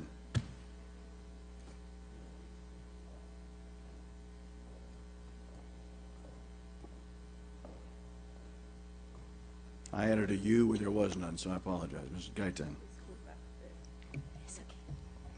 Muy buenas noches. Mi nombre es Lucía Gaitán. Tengo un hijo que estuvo al comienzo de este año en STEM Academy. Good night, my name, or good evening, my name is Lucia Gaitan, and my son started the school year at the STEM Academy. Desafortunadamente fue difícil el cambio de su escuela, el cual estaba en la Mountain View. Unfortunately, he had a hard time with the change of school because he was at Mountain View. En el grado sexto y pasó a STEM Academy en el grado séptimo. So he was at Mountain View in 6th grade, and he went to STEM Academy in 7th grade. Fue difícil el cambio porque tuvo muy bajas calificaciones en matemáticas, en historia. The change was very difficult. He had very low grades in math and history. Y no le brindaron ayuda suficiente para que él adelantara o mejorara en dichas materias. And he did not receive the support necessary so he could recuperate or get better in this subjects. Aun cuando tiene la capacidad para hacerlo. Even though he has the capacity to do so. Yo hablé con los profesores en 2 ocasiones. I spoke with the teachers twice. Y me dijeron que era mejor retirarlo. And they told me that it was better for him to leave. Lo cual finalmente hice. Which I finally did. Porque era muy difícil recuperarse. Because it was very hard for him to get back to where he needed to be. En este primer trimestre. In this first trimester. Mi pregunta es, My question is, ¿qué medidas se pueden tomar para que los estudiantes hispanohablantes what can be done so that the Spanish-speaking students logren su máximo potencial reach their maximum potential? y se adapten a lo riguroso de la escuela? They can adapt to the rigorous of the school. Igual que la Academia STEM refleje la demográfica del distrito de Riverside, el cual tiene una población hispana más alta. And that the STEM Academy reflects the demographics of the Riverside Unified School District that has a huge Hispanic population. Thank you. I'm going to ask a clarifying question. Just does Ms. Gaitan, does your son speak? Is his principal language English or Spanish? Es español. Español. Pero él ya pasó, ¿cómo se llama eso? Ya reclasificó en el 4º grado. He was reclassified in 4th grade, but at the STEM Academy, then he had difficulty with the lessons being taught in English only. Math. The lessons. En matemáticas, en historia. En ciencias iba bien, pero en las otras no. Hablé directamente con la profesora de matemáticas y fue quien me recomendó que lo retirara porque tenía F. I spoke directly with a math teacher, and she's the one that recommended that he go back to Desafortunadamente no le podían dar tutoría allí, Unfortunately, he could not get tutoring there porque los niños deberían de ir al ritmo acelerado. because the students are at a more accelerated pace. Thank you very much. Where's your son now? ¿Dónde está su hijo ahora? En el Sierra Middle School, que En es Sierra la que Middle le School. corresponde ya en este Sierra momento. Middle School, which is his home school. And so he'll go to Ramona after that, right? Posiblemente, pero me gustaría que siguiera en STEM Academy por I would love for him to be at the STEM Academy. las habilidades de él es referentes a las ciencias, a computación, por eso me gustaba mucho la academia. He loves science and computing, and that's why I would like for him to be at the STEM So specifically, what would you like, ma'am, that if he went back to, well, I'm asking a clarifying question. If he went back, what is she specifically asking for? Que si él regresara a las academias ¿qué es lo que usted le gustaría o qué es lo que pediría? Que le ayudaran más that he will get more help en cuanto a lo de as tutoría far as tutoring y ayuda para que él continuara con sus to estudios. continue going there. Thank you, Ms. Guy. Muchas gracias. Gracias. Point of order, Mr. Hunt. I think we need to make a motion to extend the meeting past 9. Yes, thank you very much. I have a motion from Mrs. Locke Dawson to extend the meeting 40 minutes ago by Second. hour and a half. Is that good, Mrs. Locke Dawson? 10:30. All right. Second, Dr. Farouk, please vote. Thank you for your point of order. All right, we're extended. Mercedes Maxey?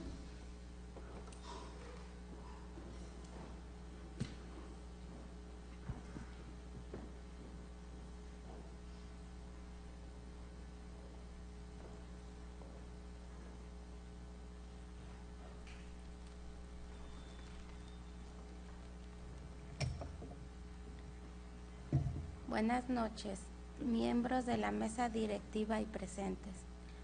Good evening, members of the board and present. Mi nombre es Merced Maxe. Tengo 4 hijos dentro del distrito escolar. My name is Merced Maxi, and I have 4 children in the school district.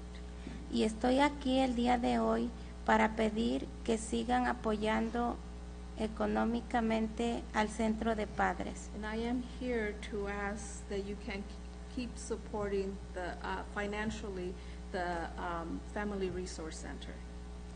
Porque debe de ser un foro abierto y amplio Because it should be an open forum and wide and open forum, para que los padres vengamos a aprender so that parents can go there and learn cómo seguir apoyando a nuestros hijos en la educación. how to continue supporting our children in their education.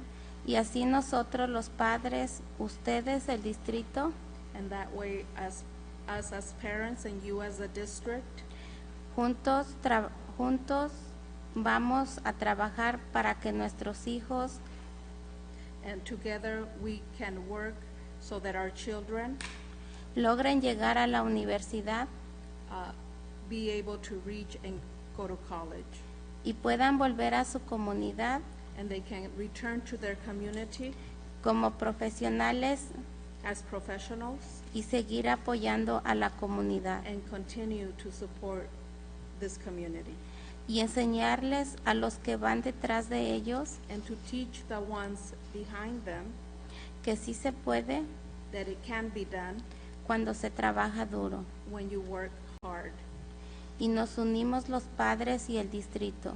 and that the district and parents unite. Yo espero seguir contando I hope to continue counting con este foro abierto with this open forum, y no se recorten los fondos and that the funds do not be reduced, para que nuestros hijos reciban so that our children can get una educación an education con igualdad y accesible para todos. with an equal and accessible for all education. Gracias. Thank you. Thank you, Mrs. Maxey. I have no more cards. I have no more cards on the public, so I will close the public hearing and now ask for the staff, Chief Academic Officer Lynn Carmen-Day to come forward. Ms. Carmen-Day, I want you to address first, in case I missed it and I'm ignorant on this. Are we reducing the funds for the Family Resource Center? No. Okay, so what are we doing? For the Family Resource Center, we're allocating additional funds Okay. to look at how to expand in a way that is got a lot of input and has a lot of research behind it. It has not been determined exactly how that would look at this point, but we'll be reporting back regarding that in July. Okay, thank you. Please continue. Okay, I just wanted to introduce this topic for everyone. We got a good introduction already. I'm going to reverse the order a little bit because we had the opportunity to present at CDAC. It's part of the regs that we do that. We also, as part of the regs, get community input. We're expected to have at least one community input meeting. As I mentioned before, we've had 15 and had the opportunity to really dialogue about this. You've seen some of our proposed actions as well as the allocations that are linked directly to those actions. But last week, we had the opportunity to present to the CDAC and DLAC and get their input. So I thought, since we did have public comment just occur, I'm going to go out of order a little bit and give you some information about some of the questions that came up that were similar from public comment. So one thing that did get recommended was the first aid and CPR classes for families. So we're expected to respond to these on behalf of the superintendent. So you'll see those in front of you as well. It's a 2-sheet separate. There was also the expression of gratitude, just like you heard tonight from the parents, especially from one from Shamawa. You will also see that there was a question about closing the opportunity gap and ensuring that we would focus on things such as literacy as a priority. And you heard that from Edgar. He was the one who made the public comment at CDAC as well, so we appreciate that input, of course. And we see that as a high priority, obviously, with the board's first priority. There was also, about the Family Resource Center, a remark regarding communication and ensuring that all families know what's available to them through the Family Resource Center. About career technical education starting at the middle school level, and about our literacy instruction being sure to especially affect our unduplicated students. That came up as well. And then, as you heard tonight too, the question about the STEM, and that it would be, thank you, it would be equally, that there would be access for everyone, and as mentioned, that is something that our STEM committee is really adamant about as well, is expanding and ensuring that that access takes place. So that's the public comments. Also in your LCAP folder, you have, and also available for all those who are attending the meeting, you have a few items. You have the full LCAP, which is also posted online currently. You also have a little bit of information about each section of the LCAP, as well as the tabs. I know you received that earlier, and then again tonight. You have a narrative that describes all of the actions and services that we're recommending, and then the budget from last year to this year. So in response to the public comments, Mr. Hunt, if you'd still like me to respond specifically to EL, yes, ma'am. I will do that, and then we can move on. How does our current STEM student population, to Mr. Barrera's question, how does our current STEM population compare to our overall ethnicity? So we're about 3/4 Hispanic and African American total in our district, and the Riverside STEM Academy is about 27%. You'll see that on the public comment response. So that's what it looks like currently, and that question was asked at the DLAC meeting. Do we not provide tutoring at STEM? I will have to look into that. Yeah, I was a little surprised. Can we find out about that? I know that they do have tutoring opportunities through what they call STEM Works. I'm not sure how that's not meeting the students' needs. It's not called tutoring necessarily, it's called STEM Works, and they can get assistance from teachers and also UCR mentors. So I'm not 100% sure if there's some other form of tutoring the parents asking for. So I'd have to look into that. If there's something in addition to that. But that's pretty significant. Yeah. And would you take a question from Mrs. Alavi, please? I thought I would kind of explore that topic a little bit. I believe they have tutoring at the grade levels. But if you are not up to grade level, they don't have the capacity to do remedial training there. And I think that's what she was referring to. If you were at grade level, they have grade level tutoring and so forth, but they don't have the ability to take a student who isn't there yet up to that level. Do you see what I'm saying? Because it's an expanded, accelerated program. So I think what the question is the basic question she's asking is why isn't her student properly prepared to go into a STEM program? Right. Which, that's what I would ask, you know? So, you know, it's as if you go into algebra, they're not going to help you with your fractions. They're not prepared to bring you up to algebra, but they have algebra training. Do you see what I'm saying? I do, and I think that's why I've brought it up before in the past, and we've discussed it, is that I have a problem with the way we admit students in just the lottery, because perhaps all parents aren't prepared, and I think there should be some sort of, as there is to get into universities, some sort of entrance exam so we know where the kid stands. And because now this young man is behind, from what his mother said, and I dislike the whole system of the lottery. I don't think it serves the students' needs in the best way. It should be based on ability. That's why I didn't get into MIT. I think So, you're right to the extent that this is a choice program Yes. for accelerated math and science. But we have to have a district that can also help students get there if they have that passion. And her student has that passion for science. He should be able to access programs to get there. So there's several things going on here, Right. but I just wanted to clarify the Wish our tutoring. principal, I guess he didn't, well, in fairness to him, he didn't know this was going to come up, but I believe our principal meets with parents to let them know the rigor, Yes, of the they course. do. That is true. They do. They definitely do. which maybe But needs you to be understand heightened. that to get into the lottery, you only have to score basic on the Mhm. test. Right. So basic covers, what, a pretty wide range, you know, of capability. If they haven't been exposed to it before they get there, Or we add tutoring to an accelerated course. well, it's And it's again, where I you would say start the that we- tutoring, right? Yeah, right. And I would say that they do have that opportunity, but I think Mrs. Alavi said it nicely when she said it's the real-time knowledge, the essential knowledge for the current year.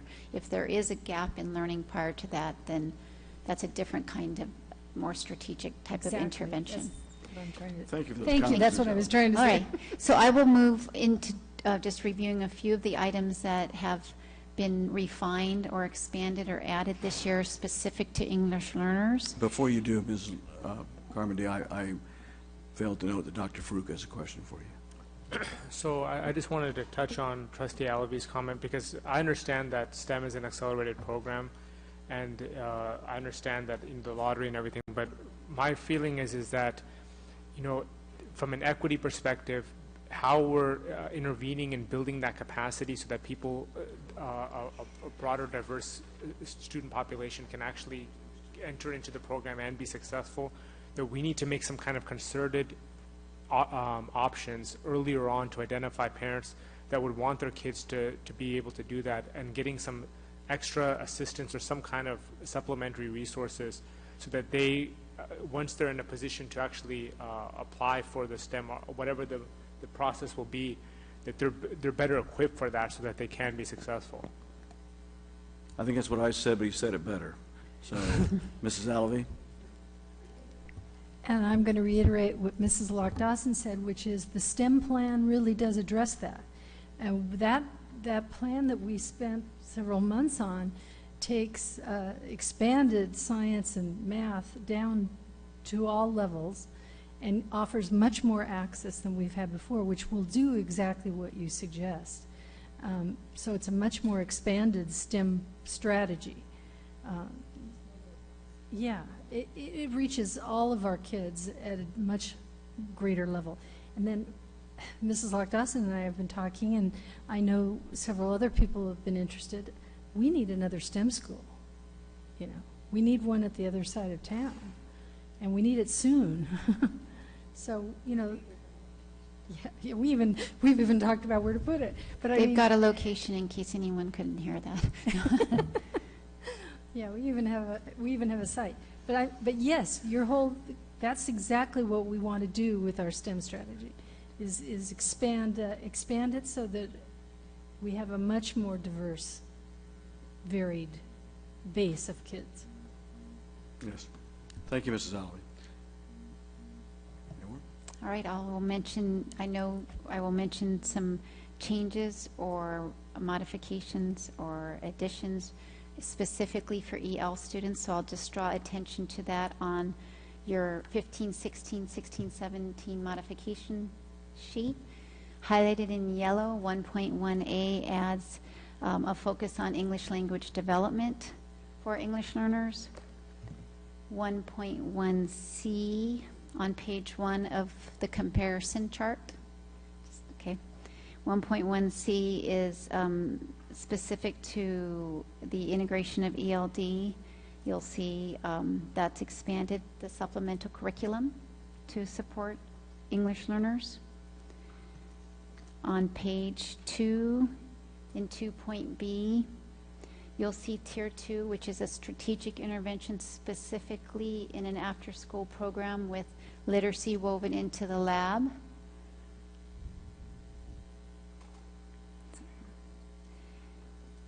And 2.1D, the multi-tiered system, is a pilot that we're looking at specifically and the North Feeder Track. And then a counselor to help support foster youth and our English learners specifically. And then the summer programs focusing in depth on literacy development. These are things the board has heard about, made recommendations on, and we're hoping to approve the allocations for those areas as well. And I would say that that would be it. In the next board meeting, we'll have the opportunity to actually approve the LCAP. Budget. The plan and budget. All right, Mrs. Lock-Dawson. I just had a question. Is this document available? It should be, right, to the public? It's actually on the back. Okay. This document is posted online, as well as the summary that you see and the full LCAP document. It's such a good summary of showing how those allocations are increasing for those programs that I think Edgar, was talking about. That yeah, there's Edgar. So if you haven't picked it up, grab it, because it's good. Thank you. One of the questions that was brought up earlier about the connection with VAPA to student achievement, if you can touch on that a little bit. Well, I think Mr. Barrera was saying not to dismiss or diminish the idea about VAPA, but that literacy and numeracy might be a higher priority. And so that's part of why there's this idea of integrating something like the Harmony Project for VAPA that also impacts literacy and also numeracy, actually, something like that. And so even interventions for like STE, one of our interventions is specific to counts that infuse music, and we use that at some of our schools as well. So we're trying to provide the arts and still work on some of the core skills through the arts as well. Would you expand just on that before you go to Mr. Lee, just about Ms. Barrera's question? How does the arts help a young person with math and English and other subjects? Is it a separate item, or is the arts integrated into an overall learning? Depending upon what we do with the arts, you have music that impacts literacy, and then we are exploring the Harmony Project as a partner with us for next year, and that has data around developing literacy as well. And so we have more work and exploration around that. Also, I would say that the arts, other than the whole design principle being something that impacts the left side of the brain, I would also say that it keeps students engaged in the work as well, in what they do at school, and that's really significant to learning. So, okay, Mr. So Lee. it's a multidimensional impact. Thank you. Mr. Lee. I was just going to go back to STEM, and it's more directed to the two trustees that are on the subcommittee or ad hoc committee. When we used to have subcommittees, they would report back the president or whoever was heading up the committee, the chairperson, what was going on. Do you think we could revisit that and maybe next meeting get an update on what's going on in that committee? Please? Yes, I was waiting. Yeah, that's one of the things For we're my going to button. ask. Yes, thank you, Ms. Alvey, yes. Yes, have you seen the printed, okay, okay. that's what part of my rudeness I was chatting with Dr. Farouk about. And it's great, but it's not very in-depth. No. And, right, it's very general and more of a marketing piece, which is, we Right. need that too. But to hear about these conversations about potential site or overall strategy on how we solve some of these issues, so, you know, her son is ready for STEM and not having to be brought up to do STEM. That would be great. I mean, that was our whole goal. And it says that, but you're right, it's worded in and a real... Don't take it, I mean, I'm thrilled that you both are on it. I think you two are the right women to be on it, but just so we can kind of get clued in, so we don't ask questions that you should probably already know. So in June, on June 23rd, we'll be having a study session, and so we can all discuss it together, Look how those some of the things work out. ideas.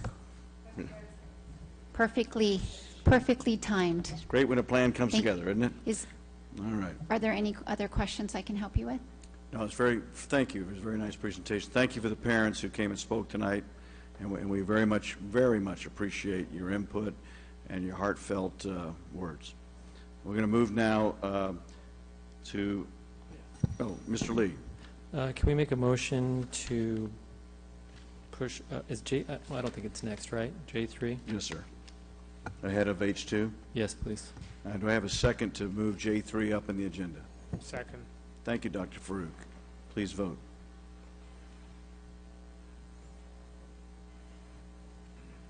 Okay. Oh, yeah, that is carried. Before you go there, I just want to make one note and ask Mr. Hanson, the young lady that received the Art Littleworth Scholarship, which our folks out in the audience don't know is a $5,000 a year scholarship for all 4 years and a 5th year if needed. If you were sitting where I'm sitting, she thought we gave that to her, I think.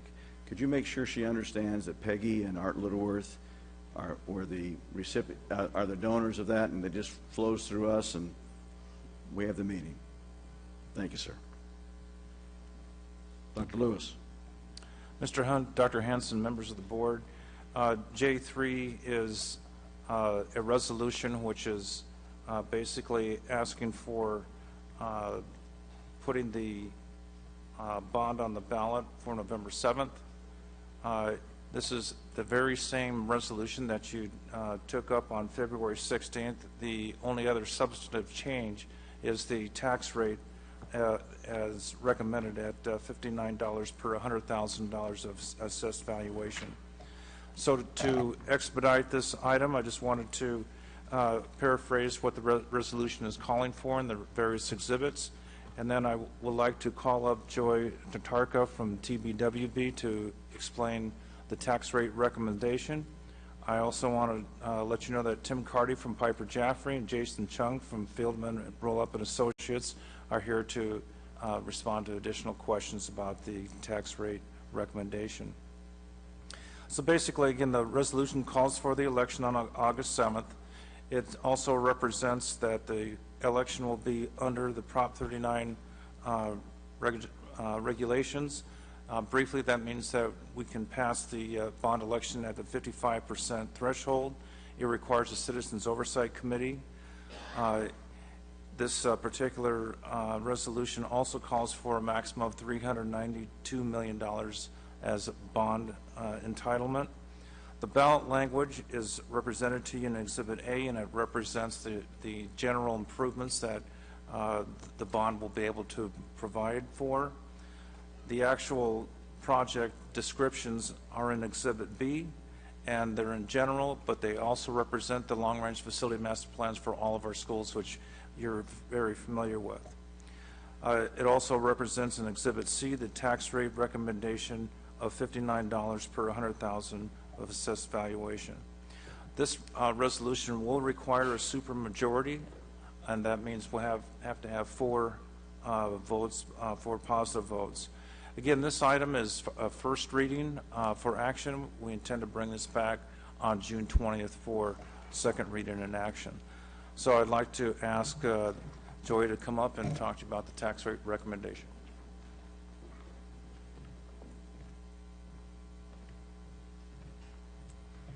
Good evening, Dr. Hanson, members of the board. As was explained by Dr. Lewis, the tax rate right now is set at $59 in the resolution. That was taking into consideration the voter survey, looking at the number of projects that you had, your assessed valuation, and those information items which Tim would be happy to speak more to. But, you know, we did see in the voter survey that when we did the math for people, and we told them how much that $59 per 100,000 was, that in a November election there was support at that rate in the community. So people were supportive for that rate of 59 per 100,000. And I just wanted to see if there were any other questions about that since we've made the change in the recommendation. I don't have any questions right now, but you say that the polling supported it. It did, especially when we looked at the November numbers. There was a difference between June and November when we looked at that. But once we said, you know, 59 per 100,000, let me look really quick here, came to about $127 per year. You know, would you be likely to support it? And that amount was supported by voters, above 55%. So we have I know you come from you live up north, don't you, Joy? I do. Yeah, I don't know if you have Stater Brothers up there or not, but I call it my Stater Brothers questions that people ask me. So I can explain to them that they're going to have an average $159 or whatever you said it was. Mm-hmm. What are we currently paying? What is my current assessment per 100? Let me give a hint with that. Thank you. Mr. President, members of the board, I'm Tim Carty. So I believe right now it's about $45 per 100,000 for what the community's paying on the existing bonds. And how long does that go out for, Mr. Carty? Jason, do you have that at your fingertips? We'll get that information, Mr. Okay. Hunt. In the meantime, let's take a question from Mrs. Lock-Dawson. Hi, thank you, Jerry. I thought, and that I don't have those figures in front of me regarding the tax rate, but I thought that $59 level, the margin of error, put it under electability, or probability of electability. Back to the short person. So it is true that when we just gave them the dollar amounts, when we just said $59 per 100,000, and even when we gave the lower dollar amounts, we really didn't see support until you hit $39 per 100,000, and then people actually were above the 55% and above the margin of error. However, again, sometimes people overestimate the value of their homes. So when we ask the question a different way, when we actually take the median assessed valuation of a home in the area and do the math for them, and we say that that would actually cost $127. Then there was no difference between the $59 tax rate and the $39 tax rate in support within that margin of error. So the number went from 59 to 62 between those two. So it still was right at that 55% support level. And we saw support for both of those tax rates at about the same rate. I don't know. That's a little push polling, you know what I mean? And push polling when you front load something so that folks make up their mind, but that may not necessarily be what's in the voter information guide if from an opposition group. Do you know what I'm saying? So I am a little bit concerned about that. Do you guys follow what I'm saying? Yeah. So we have, talked to the, spoken to bond counsel about that and how the district can communicate the dollar amounts. And they have said that you can use that typical homeowner dollar amount when you explain it. You still have to say it's 59 per 100,000. And, obviously we would want that information out there. You want to be open and transparent. But helping people understand what that actually means to them and using that average assessed valuation has been approved by bond counsel. So, okay, thanks. Maybe I could just also make a comment or two that might be helpful for the board, just regarding the math behind the $59. So what we have right now is we have a bond program that we worked on together with Jason and the Field Monroe Lab folks at $392 million. And a $59 tax rate. That's the current proposal on the table. The $392 million is divided into two buckets. A bucket of some money for technology that I think is between $40 and $45 million. And those bonds would be paid off start to finish in 5 years, right? So we're not using long-term bonds for short-term equipment. we're using short-term bonds for short-term equipment. But that is an impact on the tax rate, right? The shorter we pay back bonds, that has an impact on the tax rate. The other thing we're doing is we're building in a conservative assumption about growth over time in assessed valuation. We're not a community like some others in Riverside County that have lots and lots of bare land that can be developed down the road into housing and businesses. So we're trying to take that into account. We're also taking into account the fact that we have a lot of government property within the boundaries of our district that is not on the tax roll. So when you take into account our assessed value, a fairly conservative assumption as to future growth, paying off paying with short-term bonds, funds that we would use to purchase short-term technology equipment. And the last thing I would mention is no capital appreciation bonds. I think we've talked about that before. The math behind the $59 has a handful of assumptions that are fiscally conservative. Not to say the tax rate has to be $59, but that's where the math fits in for the $392 million. So I just thought that would be helpful to share. Thank you, Tim. Mr. Lee? Someone mentioned about homeowners most of the time over-assessing the value of their home. I can attest that it's all the time. I recall that the bond or the polling results were higher than 55%, and that actually in June it was 55, which is why we, as a board, pushed back to November. Do you recall what the percentage was? So you were above 55% in June and November. The November numbers were slightly better. And the reason that we're looking at this just in terms of that tax sensitivity rate, I do think I have the full, I'd have to look at those numbers. I could get them for you for the final November number. I just didn't have them pulled up in a way. The other thing too is on the ballot itself, it's just going to state the overall bond Yes, it number. will. It's not going to actually state the individual assessed. Well, the whole resolution will be there, just Right, like it right. is in your packet, and there will be that tax rate statement at the end. Right. So that information will be available, but when people go vote, it's just that 75 words, and it has the full 390. amount. Yeah. Mhm. Yeah, maybe I can just add a word about what Joy described, that tax rate statement that's in your packet. So you're right that if a voter just walks in cold to the ballot booth, all they see is the 75 words, all they would see is the $392 million. In the sample ballot that's mailed by the county registrar of voters to households, there'll be this one-page document called a tax rate statement, which is required by law to state a few things. The expected tax rate the first year after the first sale of bonds, the expected tax rate the first year after the last sale of bonds, and the highest expected tax rate, which the way we've set up the bond program, all three of those values would be $59 per 100,000. So that's when Joy was saying that's legally what voters are going to see in the ballot book, sample ballot mailed by the registrar of voters. What the campaign volunteers, how they may phrase the tax rate, neighbor talking to neighbor, doesn't have to be the per 100,000 $59. That could be the average, median, typical homeowner based on assessed valuation. So just a word about that.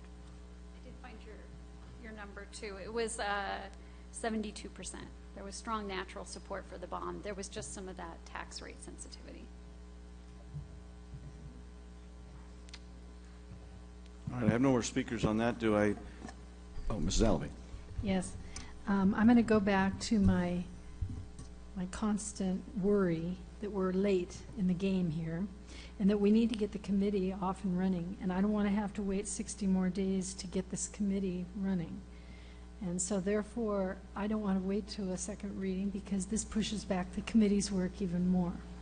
I think they ought to be pulling together already and getting going on this. So I would like us to consider passage tonight. Is that a motion, Mrs. Alvey?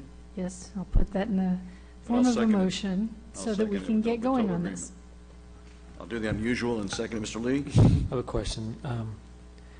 What does staff think of that? Dr. Hanson? Is there any problem in bringing that up early? Is I think your question, sir. Thank you. You're welcome to take this as an action item tonight. Well, I I'd concur with recommend Mrs. that. Alvey that, and I do want to say to people that are listening, we do have a steering committee formed, and I have great confidence I was able to attend the meeting. I would like you all to be able to attend the meeting, but until we make this motion and pass it tonight, if it does pass, we are breaking the Brown Act if more than 2 of us are there without a meeting called. So I'll call in just a second, Dr. Hanson. So I do support this and hope we can proceed and would urge a favorable vote. Dr. Hanson. Thank you, President Hunt. And as thank you for the question, Trustee Lee. And as Dr. Lewis said, the board could go ahead and take action on the first reading. However, you should know in my conversations with the city manager, with the chamber, with the mayor, and out in the community, as we've talked about leading up to this, I've shared with them that the first reading would be this evening, and the June 20th board meeting is when the board had talked about taking the final action place this on the ballot. So a lot of people know that. There's been some folks who have said, okay, we're going to come and show support on the 20th, just as we've gone out. And we've also, again, shared that same timeline with the campaign committee that, as President Hunt said, has already met once. And they have a second meeting this evening. So, I mean, we clearly are moving forward. But if you take action this evening, just know, and it can be, we can go back and talk to folks and let them know, but if you take action this evening, it will just speed up a little bit from what the message has been for the last month out in the community. Maker of our motion, Mrs. Alvey. I was going to just make a comment to that. Please. That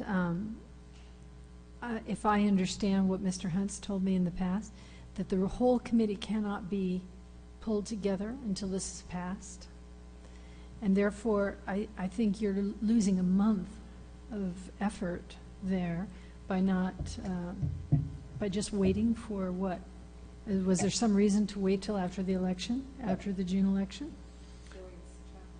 Well, there is actually, and Joyce probably is, there's one more educational flyer that we talked about sending out to the community after the election, before the June 20th.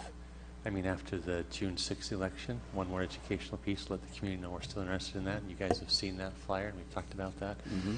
The other thing about that the committee can't come together, we are working. I mean, for example, the fundraising, the endorsements, the core committee that we have, Mrs. Alvey, they're already talking to other people to join that committee. The grassroots is probably, in my opinion, the heaviest lifting, because it's the yard signs, it's the precinct walks, it's the polling, and every school site is already identifying a parent volunteer and a staff member volunteer. So there's a lot of work happening, and feel very comfortable and confident that for the November election, that starting in June the 21st, after this, that we're still going to be just fine to be able to pull this together, because it's still very early on, and it'll give us a chance to do one more educational piece, which we fund, and it's different than once we call for the election, that becomes the campaign, and that'll be very different when we go into the campaign mode. So, Thank you, Dr. Hunt. Joy, what is your advice? I mean, you have a board eager to move forward after, and with Yes. 500-year-olds, 5 100-year-old schools, and no Title IX gyms and all that, you know, and our dean, who's been on the sit-up here the longest, is anxious to move forward. But what is your thoughts about Dr. Hanson's caution about till after the Hillary Clinton coronation?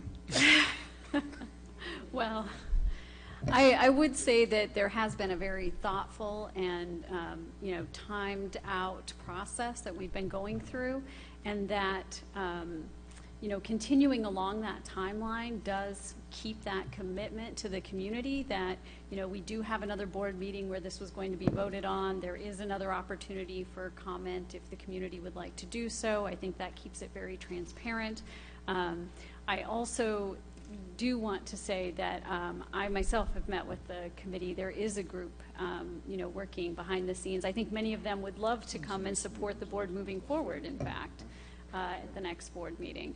And they are meeting later this week, in fact. So that piece is already moving forward, and it can continue to move forward separately, and we can keep moving to prepare the board to vote at the next meeting. But it is your choice, I'd be ultimately. happy to retract it, but getting this committee off the ground is being thwarted month after month after month. I just don't see I just don't get this. I feel like it should have been started months back, but I will bow to the wishes of the board. If you want to wait till June, I'm happy to do so. No? I'm going to take some comments first and then take a short break to chat. Dr. Farouk.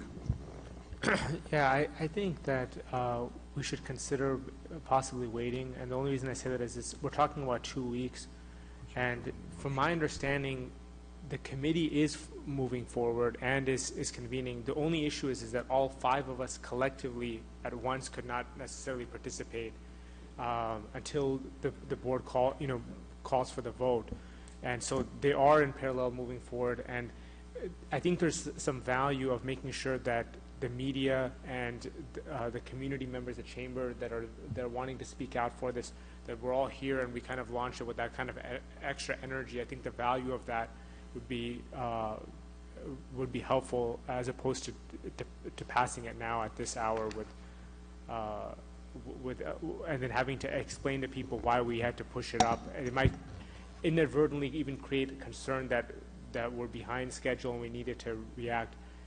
It's 2 weeks. Those are just my thoughts. But I'm obviously supportive either way. It's not. Mrs. Locke-Dawson. Thank you, Dr. Farouk.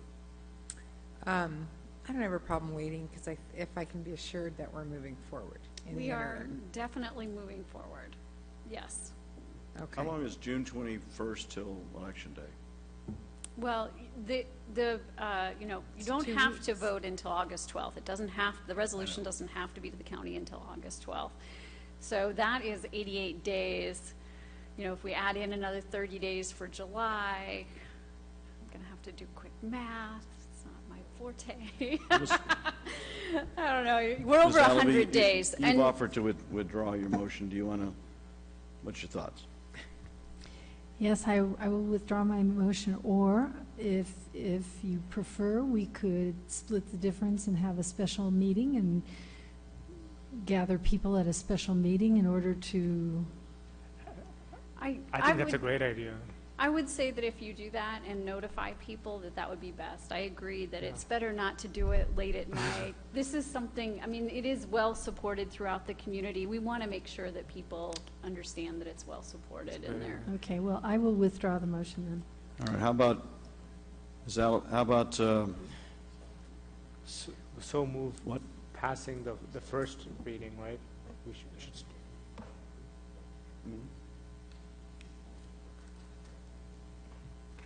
It's a first reading, so it doesn't need a, As a first reading, we have a budget. We have an agenda meeting tomorrow with Dr. Hanson.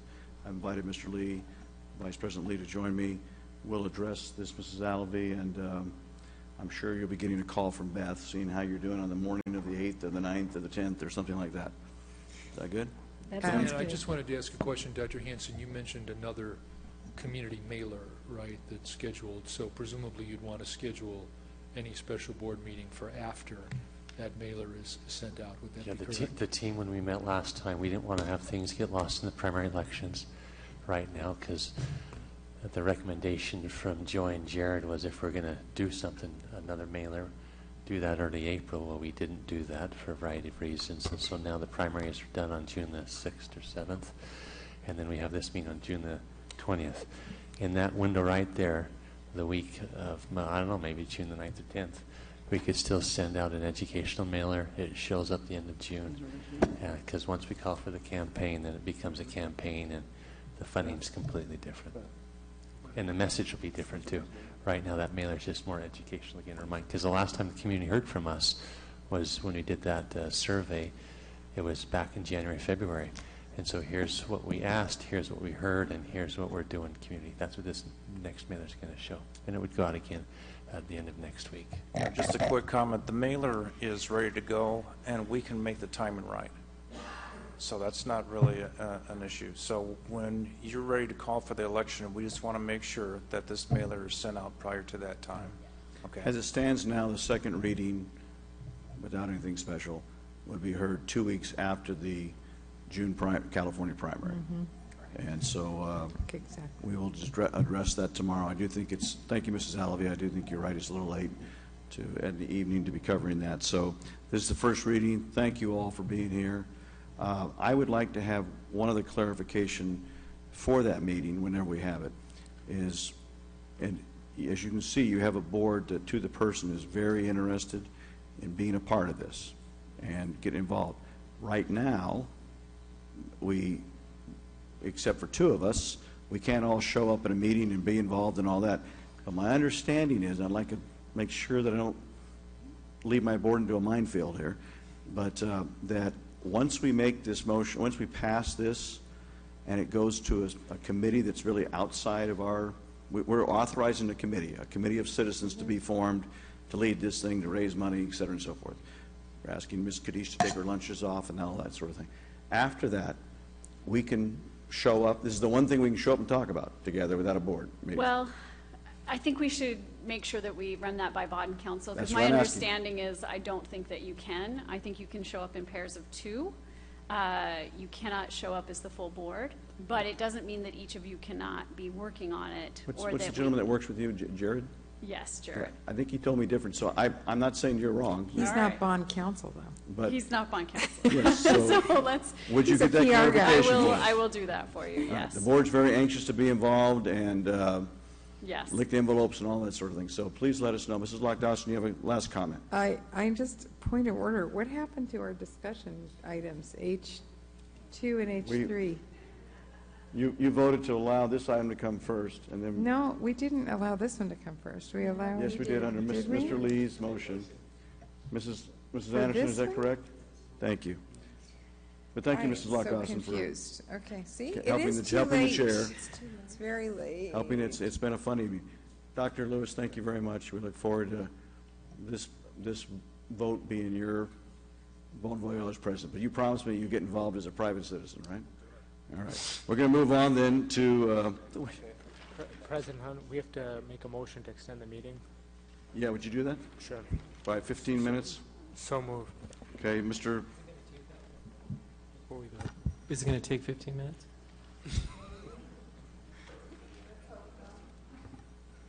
We have I think we need 30 minutes. H2 and H3. Is there any harm in tabling these to another meeting? Oh, we have I3, I'm sorry. There's no harm in tabling. Then make a motion to Educator table those Effectiveness items. Grant or RSD action plan. So, Mr. Lee is going to make a motion then to table items H2, H3, if I understand you, Mr. Lee, and items I3 and 4. Is that correct, Dr. Hanson? Yeah. No harm in I3 and 4 either? I think it's okay, because it doesn't have to be a public hearing, it can just be at the approval. It has to be before the actual Say that, Mrs. Lockdawson, I'm sorry. The the effectiveness grant is like a page. I mean, and the arts plan, I don't think is going to take that long either, but I mean, it could knock those two things out. Well, either don't vote for it or you withdraw your motion. One of the two. I have a motion. No, I'm not going to withdraw it. You are? No. Okay, do I have a second? So No, it is the motion is to motion. table these items until I'll later. second it. Mrs. Alavi seconds it. Please vote. Get it Dr. Farooq, thank you. And that Oops. carries, I hit the absent, but see you how can't it's vote. late. It's supposed to be the N. Carries, okay, so the motion carries 3-2. Those items are tabled. We will go to board member comments. Yeah.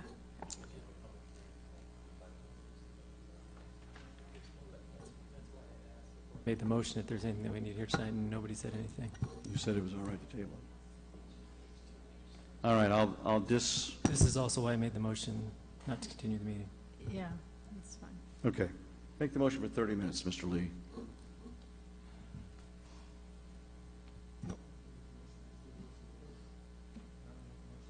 Well, your motion failed. I All right. move to extend the meeting by 30 minutes. Do I have a second? Second. Okay, please vote. Which undoes our first, Okay, here we go. H2. Pardon? I'm really No, it confused. failed.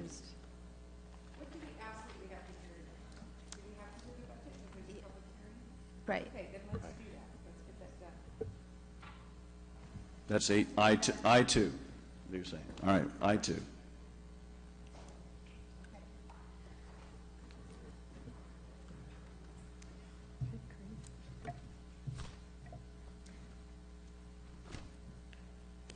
Would you like me to have the staff report before the public hearing?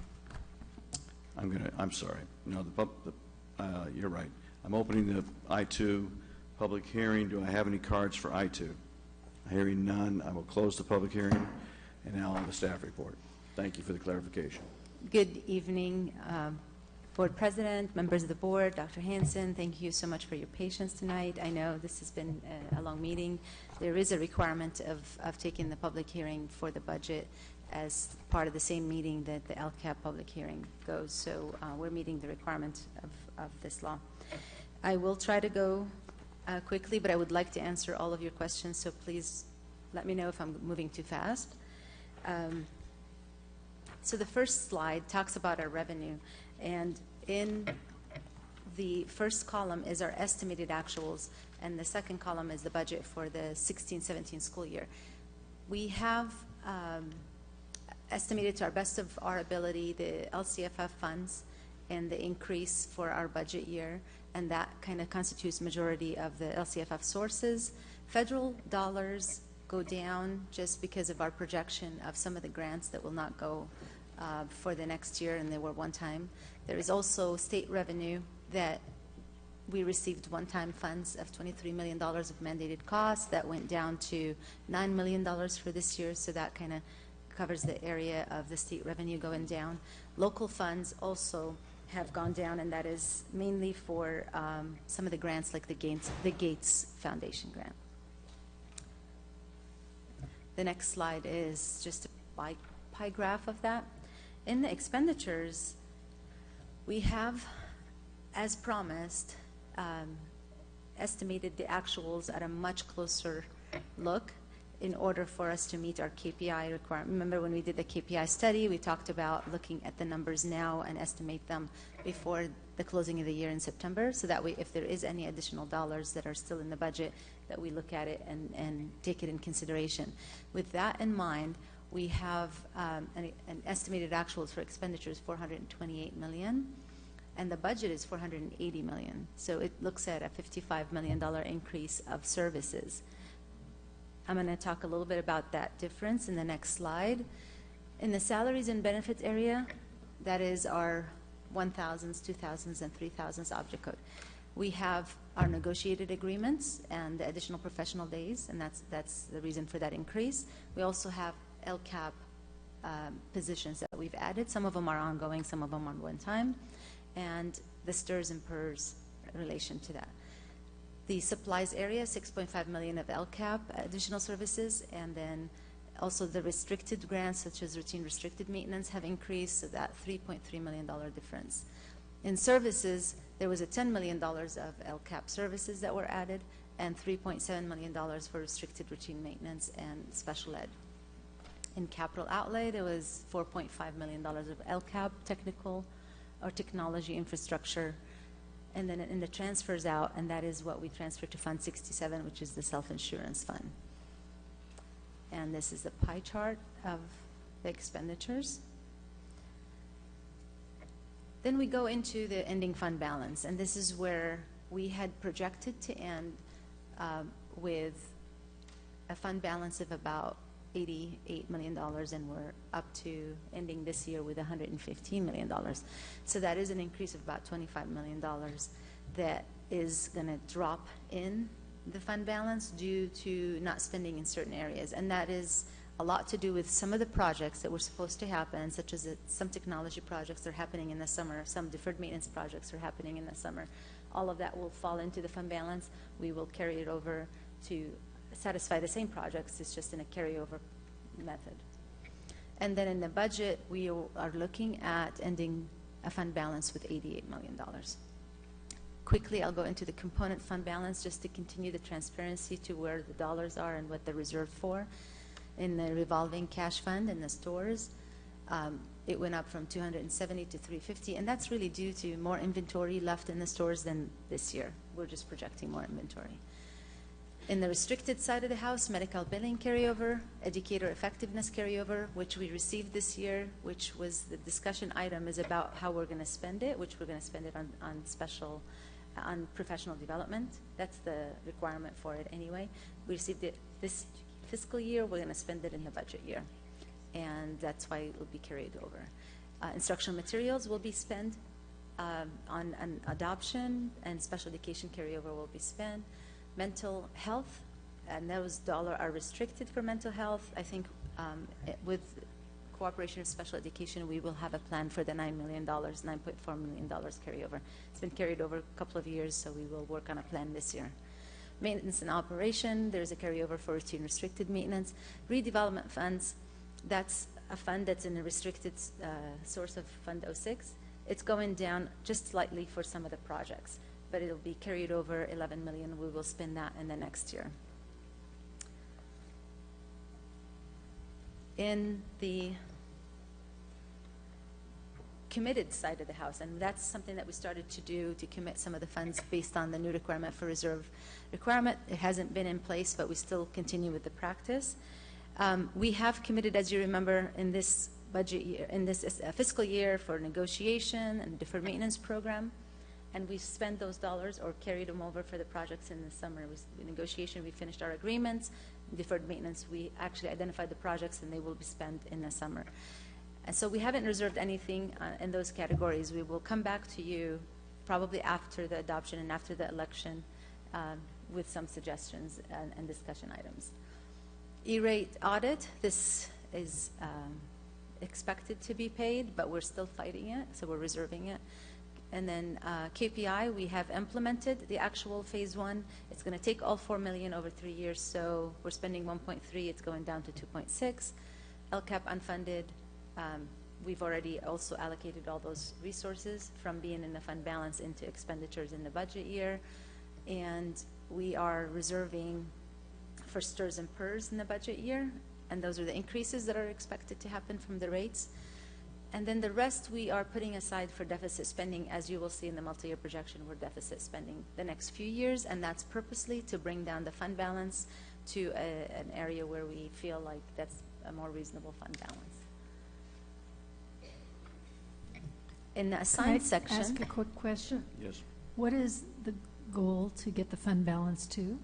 We have talked about 2 months worth of operational cost, or somewhere around 17% fund balance. Thank you. And we're at how many months now? 2 months. 2 months, a little bit. Today is 2 months? Or where you want to go to is 2 months? Where we want to go to is 2 months. Right now, it's with the 115 this year, it'll be somewhere around 5 months. Okay. And the assigned section is really assigned for restricted purpose. So instructional materials is assigned for instructional materials, and that will be spent in the budget year and in the estimated actuals. Instructional use, which is the lottery carryover, and then unclaimed property. Those are the checks that were issued but haven't been cashed, and we have an obligation to continue to hold for them. And cell towers, we have increased in that based on the additional $90,000 that we receive every year. And equipment replacement has also increased slightly to replace equipment.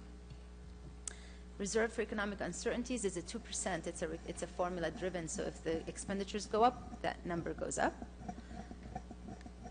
This Kathy, is you're not asking a question. Would you hit your button? I think yours seems to stick. We need to have the staff look at that. Go ahead, Ms. Kadish. Just real quickly about the other funds.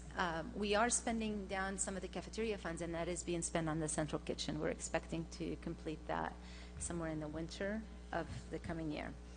And in the Fund 21, Fund 35 are being spent on Ramona Theater projects. And Fund 25 is being spent on portables for class size reduction growth. And in Fund 40, the Poly Chiller project. So that's how these funds are being reduced. multi-year assumptions, just real quickly. This is if we were fully funded per grade span. So we are expected to receive that last column, 16, 17, if we were fully funded under LCFF. We are currently projecting to receive 88.7% of LCFF, and those are our dollar amounts. And this is just a comparison target to what we receive. How we arrived at that percentage is base grant, we added $78 million. Supplemental grants, we added 39, and I'm talking the last column gives you the difference. Concentration grant, we added 16 million, a total of 134. Fully funding LCFF would have been 151 million from where we started to where we end. So 134 is 88.7% of that. Does that make sense? This slide is good information for us to also make sure that we are transparent with the public, that we are adding services in the LCAP that are meeting or exceeding the supplemental and concentration grants. This is a pie chart of the same information, but it gives you an idea that our concentration and supplemental grant is $55 million, which is over 15% of our budget. And the assumptions for multi-year projection based for the revenue that we are using in the next slide, just wanted you to know that our cost of living adjustment for this year was 1.02. For the budget year, they're projecting a zero cost of living adjustment. It was higher, it was 0.5% almost. It went down in the May revision. And then in 17, 18, it's 1.11%. 18, 19 is 2.42. So the next assumption is what are we going to receive under the LCFF gap? So this year we received the 54% of what is left from the gap. So the 54% is just what's left for the next few years. In the budget, in the next year after that, 19% and then 34%. But if you look at the dollars that it's generated under the 34%, it tells you 0.6 of a million, and that is 34% of the gap funding versus 16 million is 19.3% of the gap funding. And that is because they're just talking about the gap that's left. In the last year, there'll be very small gap. And even though we're getting 34%, it's only 0.6 million. And class size reduction, our assumption is that we will be achieving the 24:1 ratio. So revenue in total. Question about that. Yes. Is that then the lowest we will be Yes. for class size reduction, right? The requirement in order to continue to receive funding Is for it. 24. Okay. Revenue for budget year and the next subsequent years is our multi-year AB 1200 requirement. And so we are projecting, as you see, to deficit spend. So we're spending about 27 million more than what we receive in revenue. A lot of that is also one-time funds. We identified about $11.9 million of each year is one-time that should go away in the future, or we should reconsider allocating ongoing funds for it, depending on where we're at. And so that will happen throughout the whole LCAP years. That's why the LCAP is 16 to 19, and that is covering all of the expenditures for the LCAP. So we're expecting to go down to $34 million in the 18-19 school year.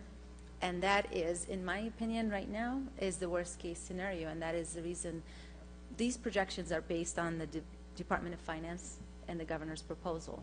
They are assuming Prop 30 going away, and so they used assumptions for revenue that accommodates that, and that's what we use as projections.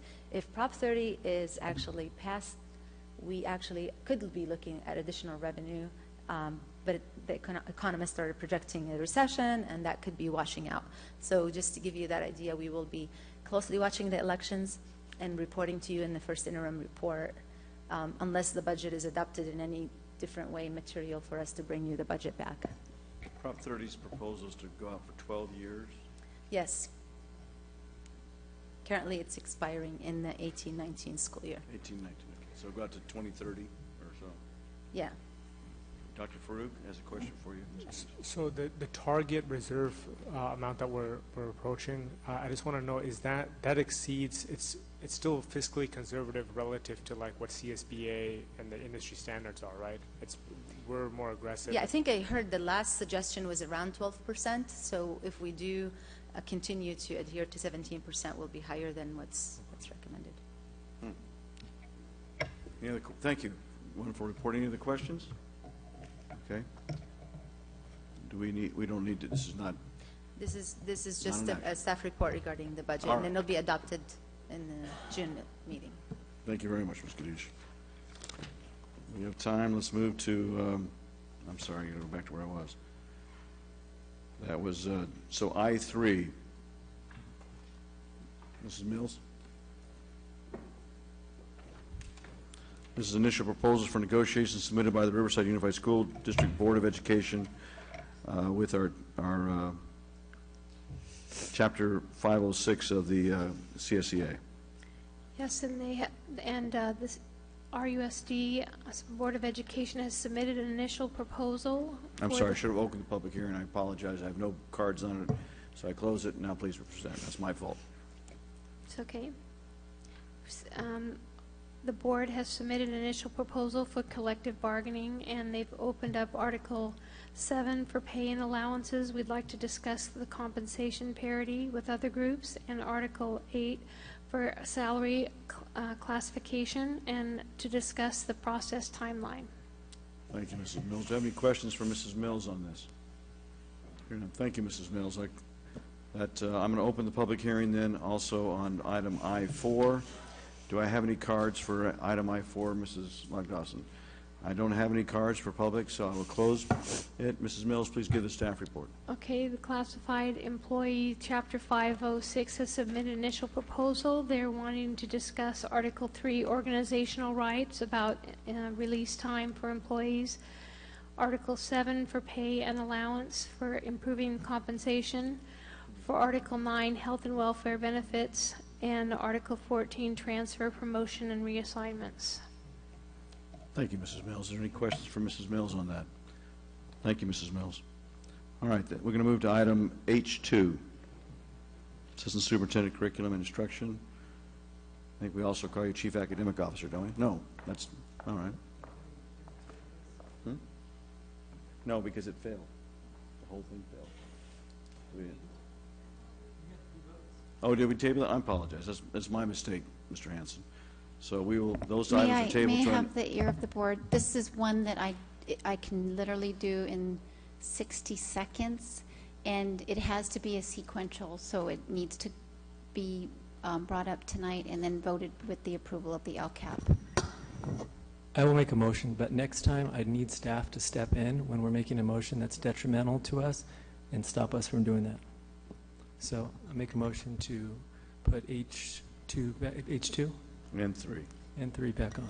And I'll add second that again. Add 20 minutes. Please, and add 20 minutes, which will take us to 11:15. Please vote.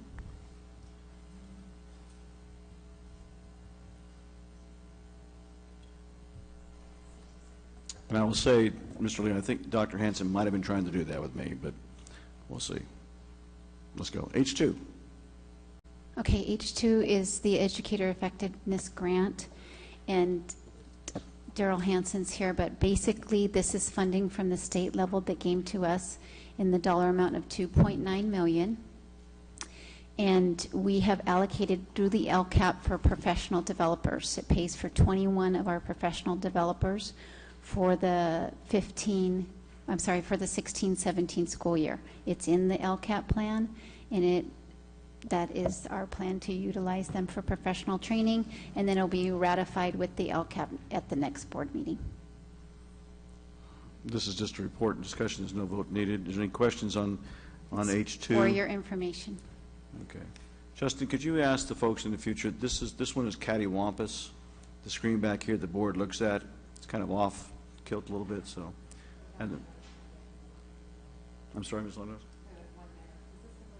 This one's okay, but just that one. All right. Then we'll go to H3, which is the RUSD Arts Action Plan. Mr. Hanson and Mr. Scheer.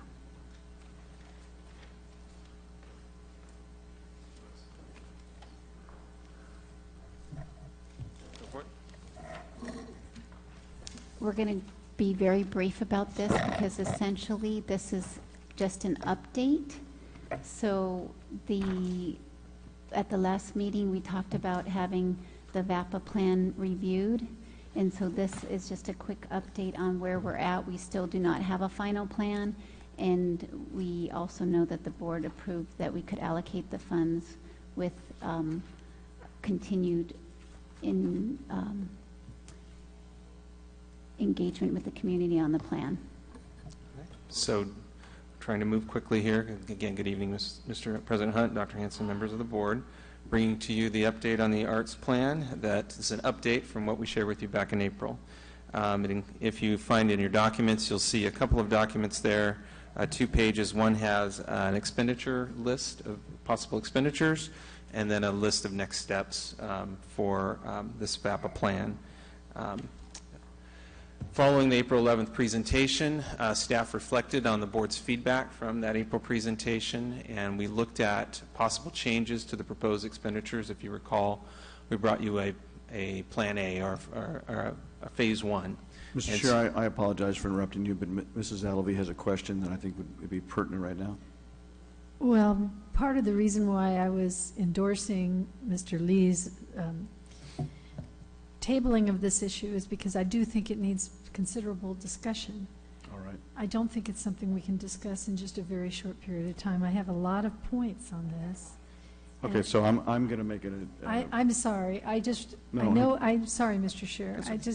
I really feel that, you know, we sliced and diced this committee report last time we were here, and then I had a chance to meet with the committee, and the poor committee, I feel so sorry for them for working for a year to no end. I think this deserves a considered thought. Then I will take... I'll move that we do table this issue for the next meeting. I'll second. Mrs. Lockdawson, second. I have a question or a comment, Mr. Lee. Yeah, and I apologize for my short fuse tonight, but we shouldn't have to apologize. We shouldn't rush through a budget report. We shouldn't try to get through reports really quick. You know, it's 11 o'clock at night. There's no reason for this. And in the future, we have to do a better job. This should be the exception, not the rule, and it's becoming the rule. Mm-hmm. Well, I think nobody wants to be here that's out here, and nobody wants to be that's up here. I understand we have a job to do, but we've got to figure out a way to get this agenda organized better. Are we going to do away with the... Yes, we are. We'll talk about it. Please vote. That item will be on the... I'm going to guess. That item will be on the next regular agenda. If it can be on the 20th of June, we'll have it, Dr. Hanson. Thank you. No, the 20th of June, we have a meeting. Okay, I'm sorry. So, I'll go to board member comments. Mrs. Alvey. None for tonight, thank you. Mrs. Lockdawson. Mr. Lee.